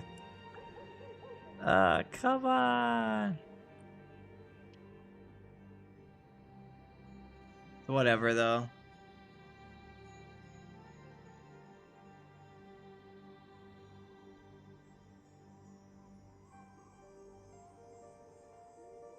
Eh.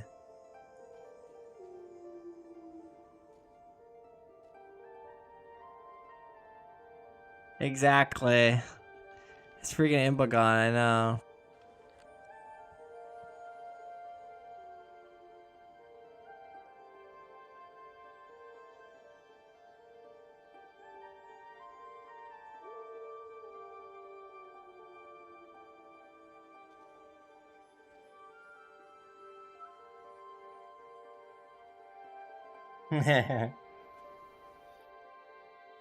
Yeah, you made a good point, Tinks. If we're taking him, we gotta take you. He'll be back. It's just not, it's not fun. That's my thing. If it's fun for people running around with level 20s and getting carried through, and you can just like double click on the player and then just get carried through the whole game. I mean, I guess you can have fun that way. That's not my style.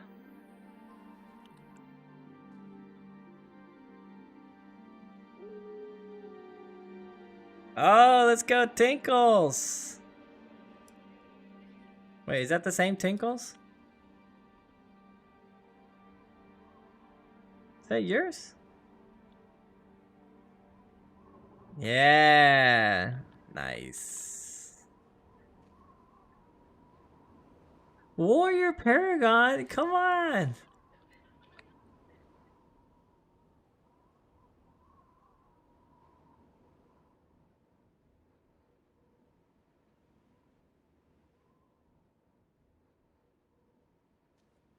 He's got Chaos Gloves and 15.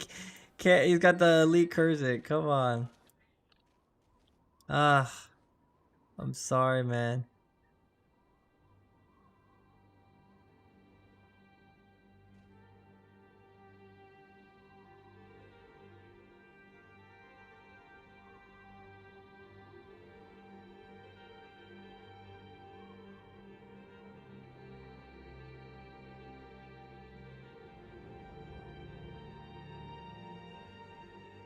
For a low level. What's up, Raven Bear? I hope I'm not being like too picky. It's just like, you know.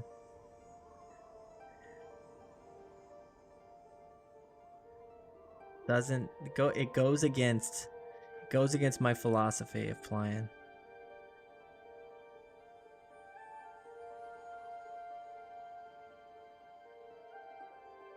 Oh, for Futos, you coming back soon? Too high plus not from prophecies. I know. I'd not allowed the writ either. Okay. Thank you, Jaziel. Thank you for supporting me in that decision.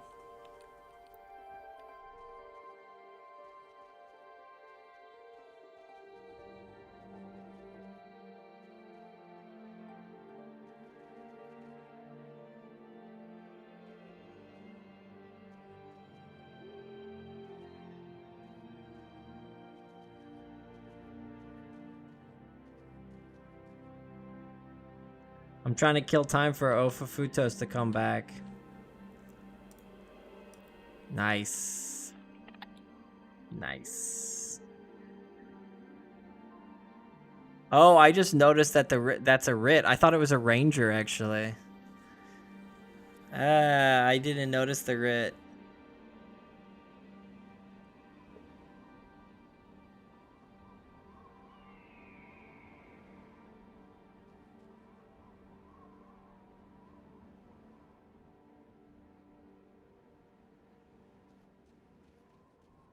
To me, it's too strict of rules. As long as I'm not being pulled through multiple missions in a row, it's not really a carry. Yeah, I mean,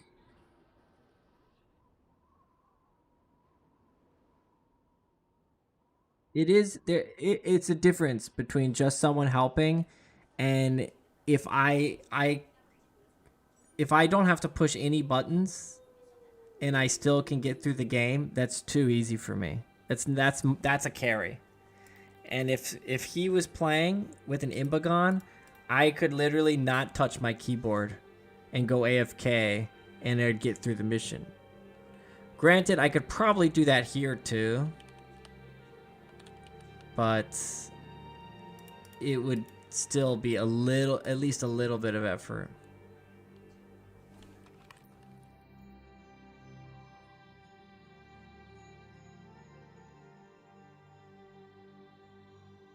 All right, let's hit it. You know what? No, you're right. You know what I'd like? A way to stop experience gain so I could keep characters at different levels to play with everyone. That's a good idea. It's a great idea.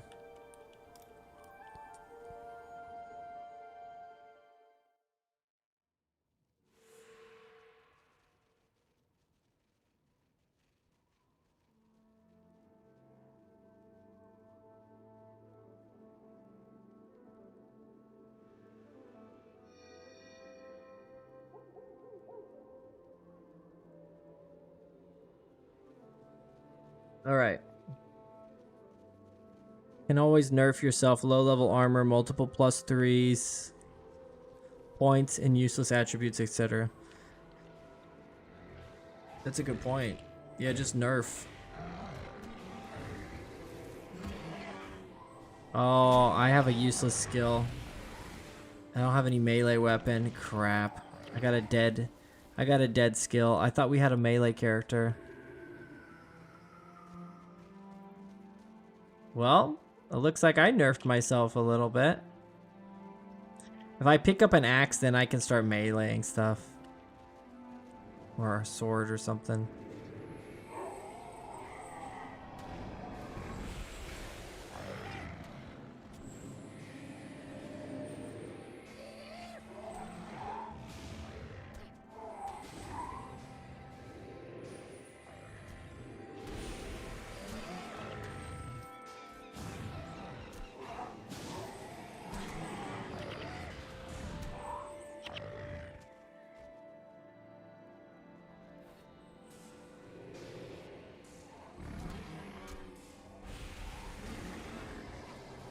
Yeah, see, like, look at the damage distribution. It's much better.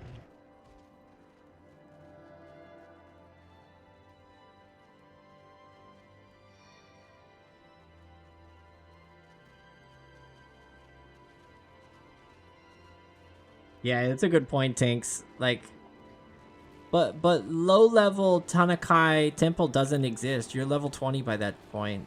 And Tanakai Temple is legit a difficult mission, Tinks.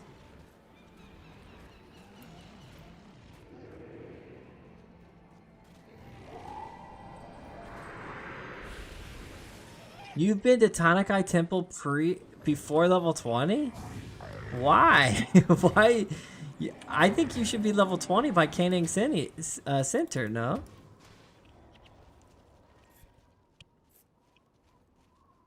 Just a speedy boy. Just a power gamer speedy boy.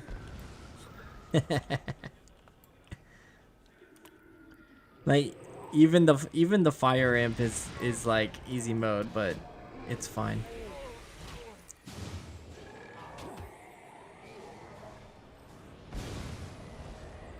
Like I remember these missions being so difficult back in the day. Like you would wipe out in the early games with players. Yeah, I just got it on it was on Epic Games for free, Jammin'. What's funny is yeah, I saw that. What's funny, Jammin', is I had bought it about 9 days ago on Steam because it was on sale. And then yesterday or 2 days ago or whatever, I saw it on Epic for free, and so I was able to refund. I was like, yeah, I'm getting a refund on that. I got a full refund and then the free game on Epic. So I feel pretty good. Feel pretty good about it. Yeah, we were dumb kids. That's exactly right. Had no idea what I was doing back then.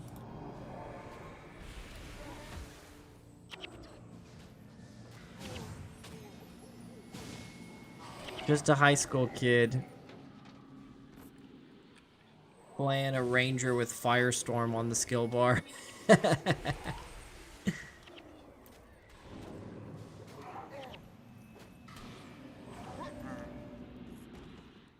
Not that that would be bad here. Firestorm is really good for these missions.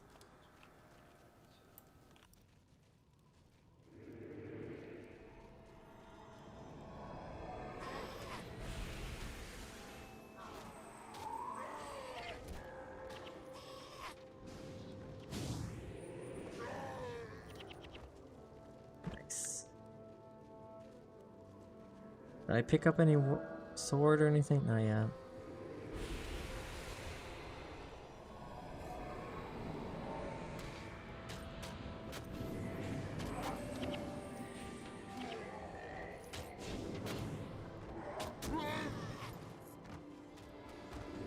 Honestly, though, this lady, Yanea, has a pretty good idea because she knows a lot of new players are probably playing through Prophecies. So she just brought her low-level character down to Prophecies from Factions, playing through it first. That's kind of a unique, what do you call it? Unique option too. Create a character in Factions or Nightfall, but finish a different campaign first, other than the one you created it in.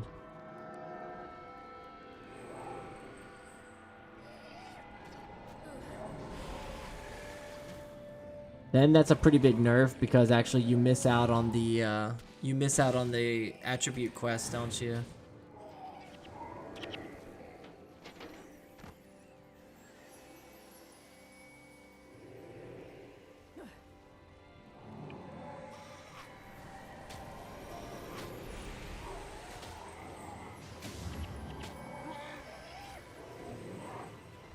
You can get all attributes before Kane as a Factions player?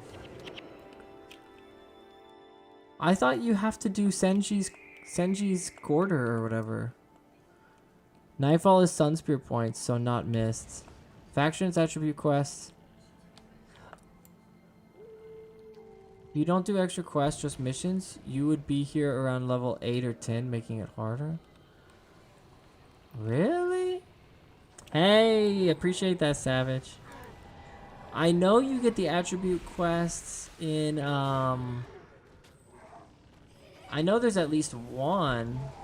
Oh, I'm thinking of in Factions, that's when you get to choose the profession is Shinji's Quarter. You're right, you're right. Yeah. Appreciate you too, man.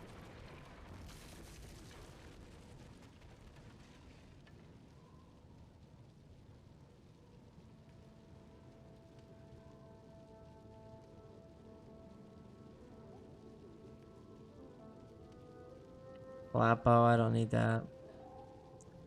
Oh, I got a hammer. Okay, I can use that. Oh, baby. That's pretty cool. That's a cool hammer. Time to smite the old hammer monk.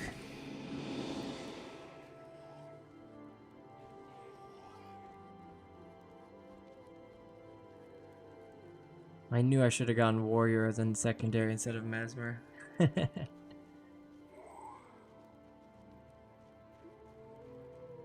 I'm gonna do pretty decent damage though with strength of honor though.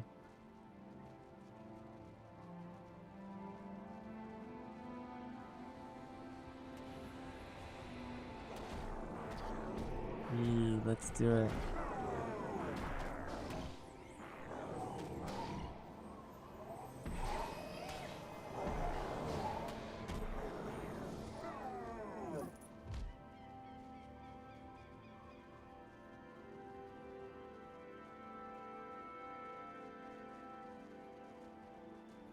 We're quite strong though. Does that make it? That makes. Oh, it's safer to get him later. All right. Yeah. Let's do it the safe way.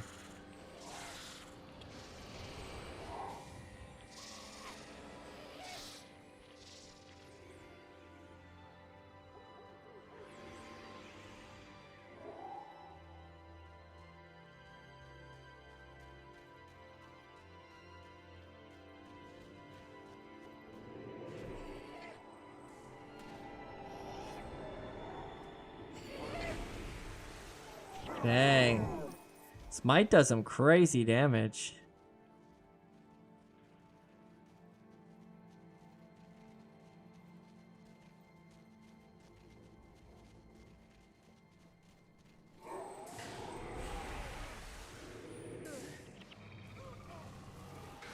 We are very strong though, that's true.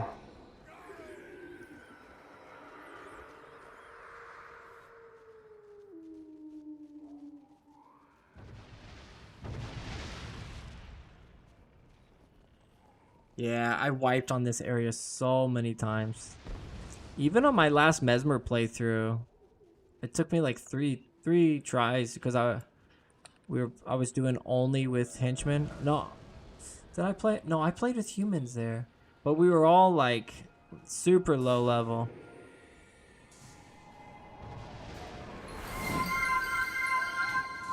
Hey, appreciate that follow, weapon. Thank you so much. Oh, we hit the follower goal, 120. Let's go. Sorry for your eardrums. Very noisy, I know.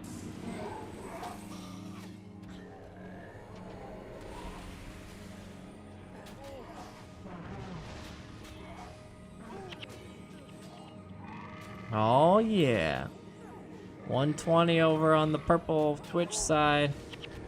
Love to see it.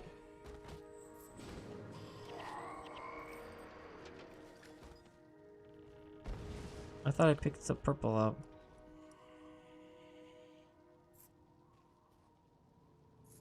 Ooh, I want that sword. That's better.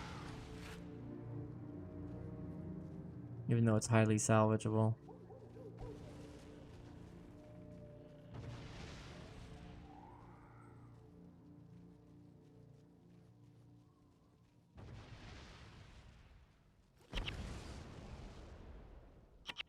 It says I can pick it up, but I can't.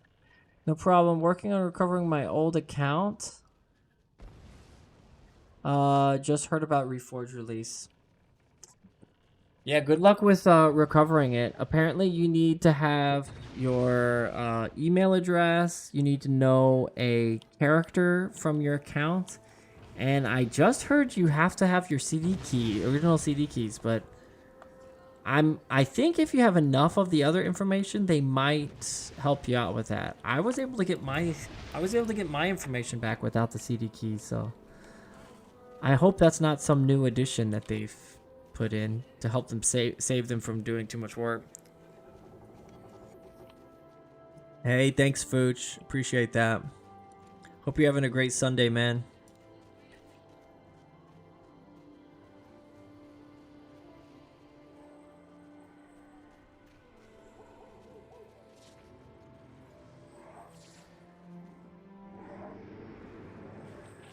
Thankfully, I have a 15-year-old email with NCSoft that had my faction CD key. Oh, you're set, dude. You got it. Dude, you got your freaking account back. No problem there. Unless you got banned or something for doing something, there's no way they're not giving you that account back. Yeah, yeah, that must have been same time that I got mine back, Solar. Dude, that's so cool. You're set, man. That's exciting. It's gonna, when you first log in to that account, oh man, it's gonna feel good, dude.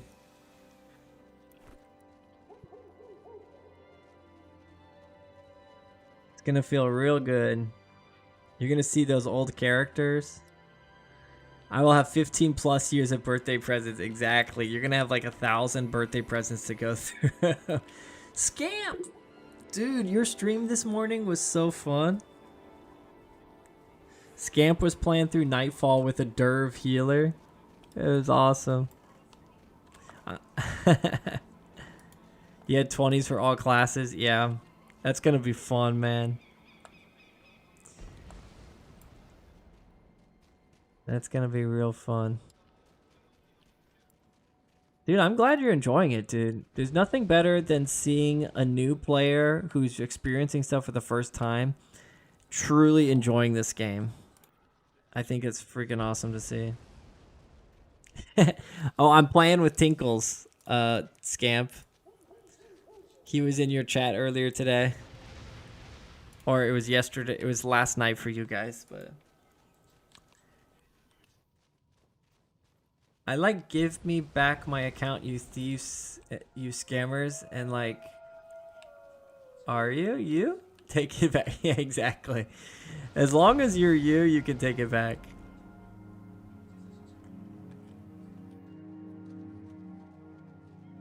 Mr. Lube, yep.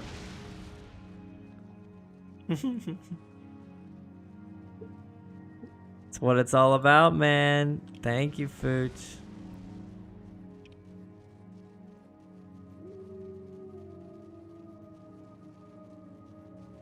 I've been seeing you post some cool videos over on YouTube, Fooch.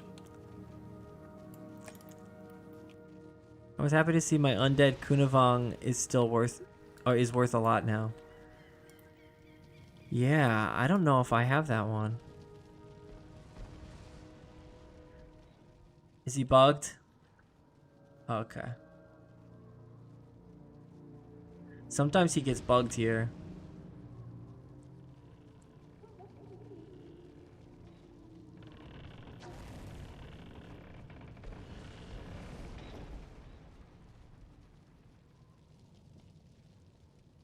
Nice.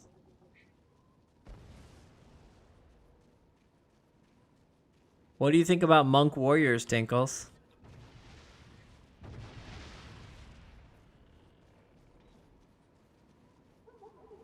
Is the economy still there? I see people streaming DOA and Underworld. Oh, Domain of Anguish and Underworld runs. I mean, the economy's still insane. I mean, it's been like 20 years of botters and people inflating the items up, but yeah, it's still here. Most people are insanely rich and they trade in ectoplasms and armbands from Domain of Anguish, so people are insanely rich in this game.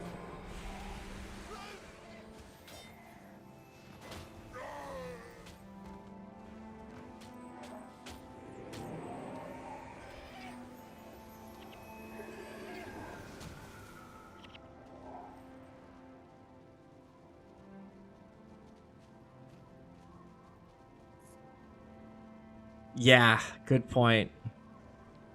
Good point, Tinkles. If you're just trading in ectos, you're poor. You need to be trading in like hundreds of armbands to be considered wealthy in this game. Remember to skip the cutscene to ensure Rurik survives. No time limit then. Oh.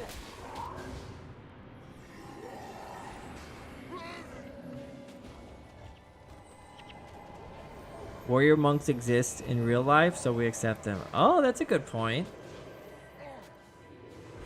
Honestly, I think the devs originally designed monk to be possible as a melee character because some of the skills, like some of the touch skills, even the smiting skills, really work as a monk character, but it just the community only wanted monk players to heal, so they kind of had to develop it that way.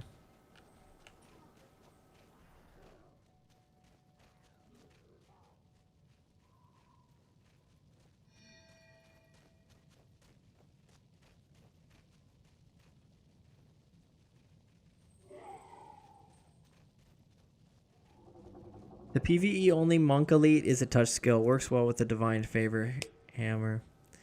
That's what I want. What's that overlay called on the bottom with the names? Oh, it's called stream avatars.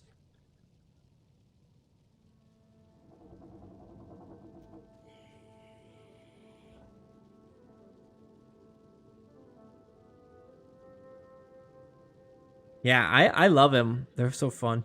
I've even made some of my own avatars. Like this one. He's a little small. Or this one, Gizmo. Gizmo's a good one. I made this one for a friend. Little owl guy.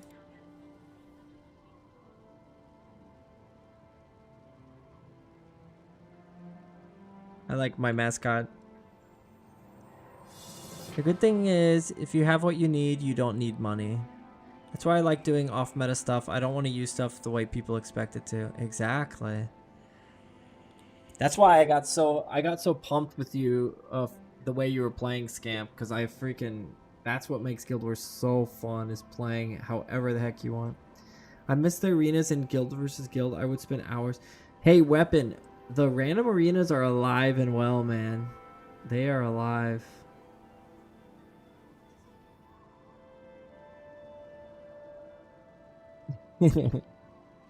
Tinkles is pretty right about that. No skins, no wins.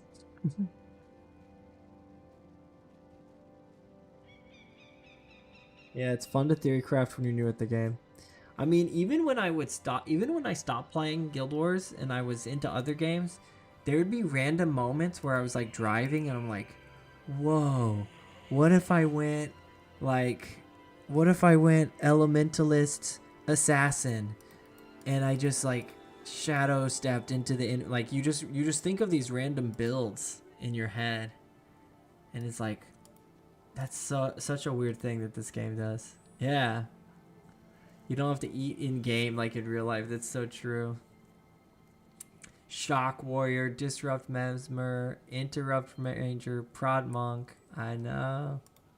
Trap Ranger. Trap Ranger was so fun. Some of the French guilds have started Guild versus Guild again. That's sick. Build theory craft only works if you aren't running a build at 0.5% potential. Are you still trashing? Are you still trashing Scamp?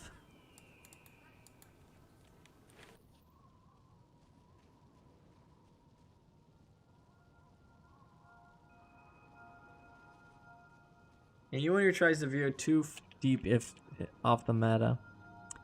Oh, what happened? Shigsy got disconnected. Oh, man. Can you come back? You should be able to come back in.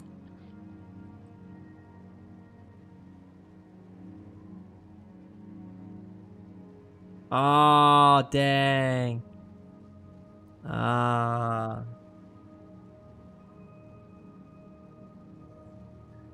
That sucks. Yeah, luckily you said you already got through this mission, right? You already moved on.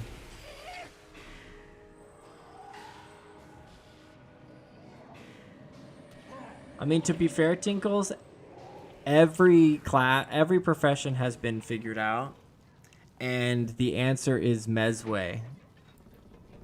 That's it. That's all there is to it.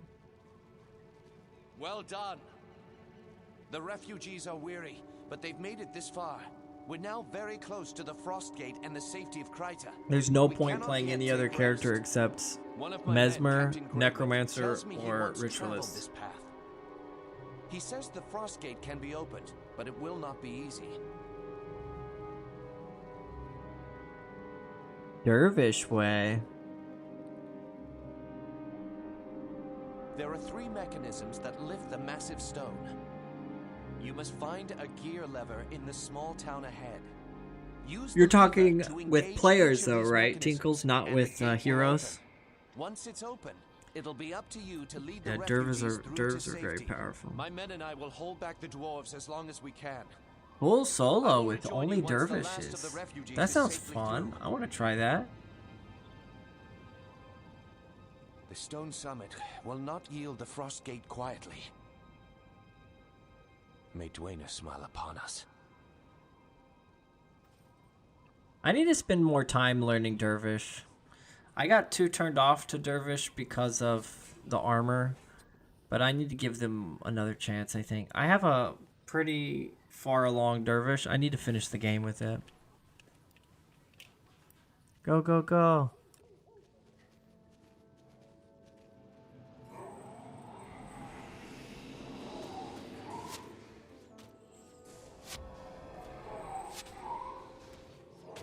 And unfortunately, Shigsy, this is probably gonna be my last mission because it's kind of late for me. It's already past midnight.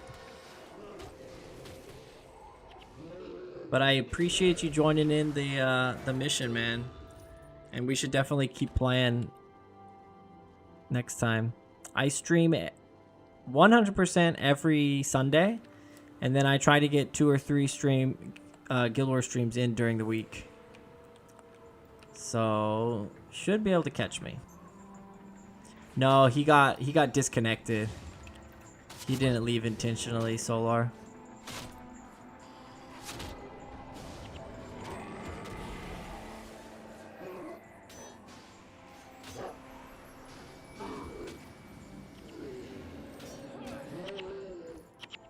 Funny is, since you left, my whole damage meter got messed up. It only shows damage for me and Ofufutos.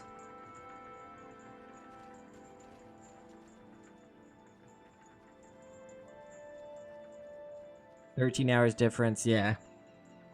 Yeah, it's late here. You'll forgive him for now? I'm sure he'll appreciate that. No, you're good. I was mostly curious about how my damage was as a smiter.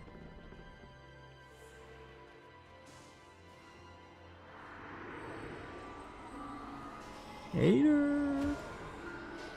Did you move to Korea for a job? Yeah, pretty much. I came here in 2013 to teach English for a year. And then I decided pretty early that a year was too short. And then I met my wife. And then I've been here ever since. Pretty cool place to live. I still love Texas. I still like to visit Texas whenever I can. But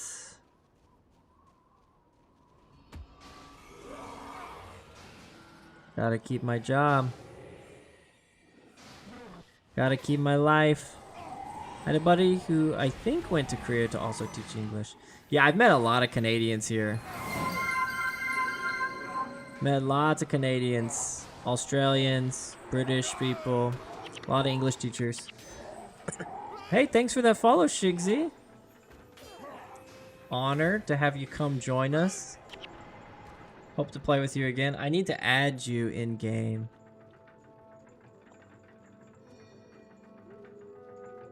You should also add my Mesmer. That's my main account. You should add my main account, Shigsy.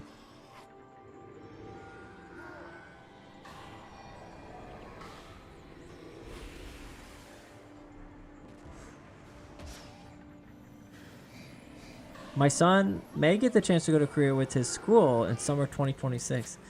Nice. I'm not trying to get too much information from you, but is your son what, middle school, high school? I bet K-pop stuff and Korea stuff must be pretty popular for him. I'm not sure what age he must be, but nice.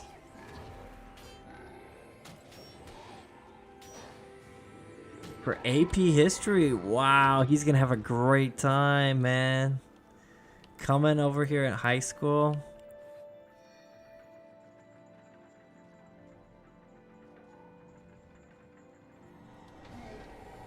That's cool. I didn't have many chances to go abroad. I did go to Thailand once in high school, and it was a really awesome trip. But that was one of the main reasons why I decided to come to Korea in the first place, because I wanted more experience living outside of Texas and outside of US before I started my teaching career.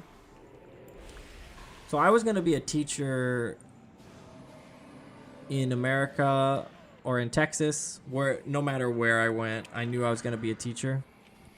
And I just thought, like, okay, wherever I'm a teacher at, that's probably where I'm going to stay. So I was like, oh, maybe it's better to spend some time outside of the US before I commit to this. And then I ended up just staying here forever, so. Excuse me. It's on my bucket list. I've only been to Mexico and Holland outside the States. That's cool. Holland sounds great. And I've never been to Mexico. Mexico sounds good too. Oh, damn. Jazeel, no you didn't. No you didn't, Jazeel. We haven't much time. Less chance of a school shooting outside of the US. Statistically, that is absolutely true.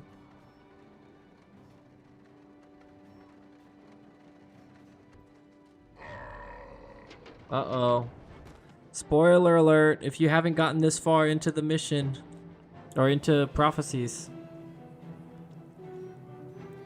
look away now.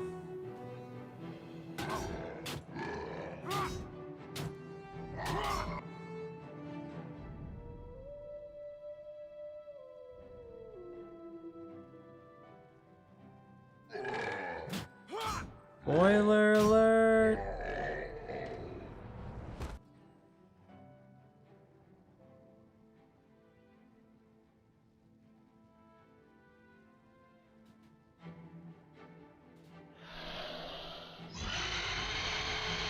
What was that? These mountains belong to the Stone Summit. Yeah, this is a human. emotional part. Freaking Dagnar.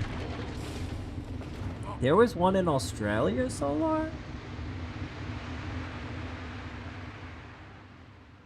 Tinkle, I thought it was just me. No! I'm glad you said that, Tinks, because I've thought that for the longest time. Like, what is the accent they decided for the dwarves? Hurry, go!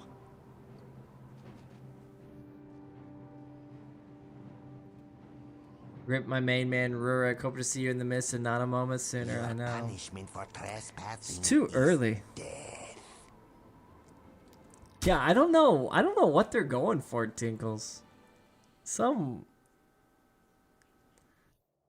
very obscure. Not trying to insult anyone who has that accent. I just don't think I don't know. I don't think it fits them, is all I'm saying. Yep, GG. So this is a very, very iconic area, Beacon's Perch, because a lot of people come here and they get ran to Draknar's, which is the first place where you can get the max armor. but it requires going from here all the way down to here. This is where Drox is. So you got to come all this way. Epic. Epic journey. Some really good times doing that.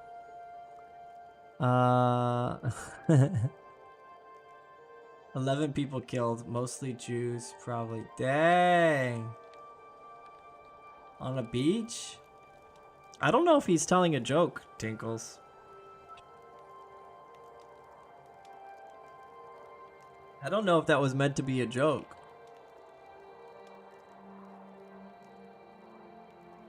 What's up, Steampunk Monk? Welcome in again. Good to see you, buddy. Alright, guys. It's very late. I'm already starting to lose my voice. I don't know if you guys can hear it.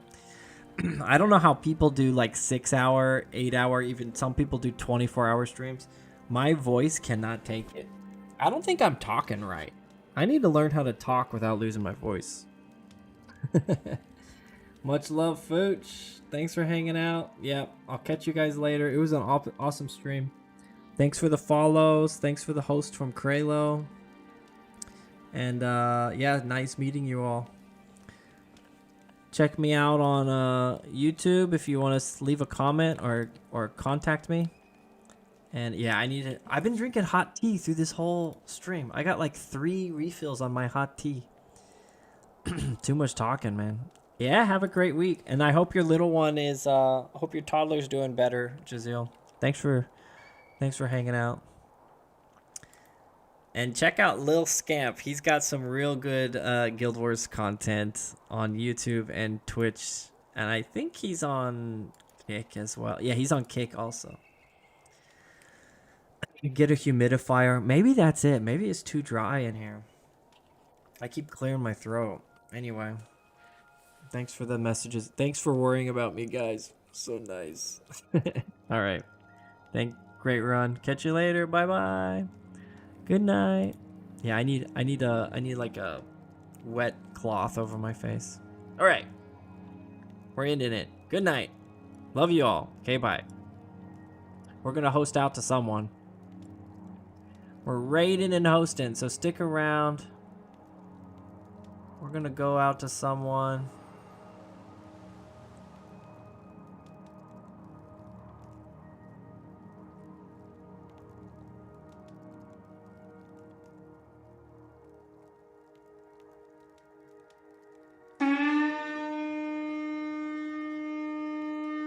Hey, thanks for that follow.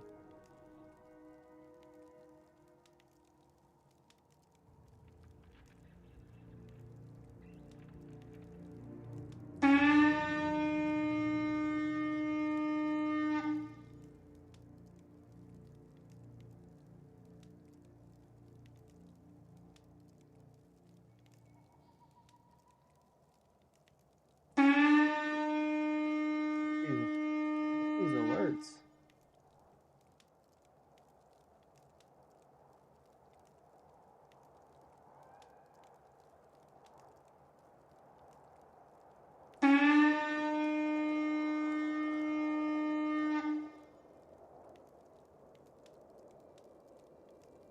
I'm trying to find someone to host out to.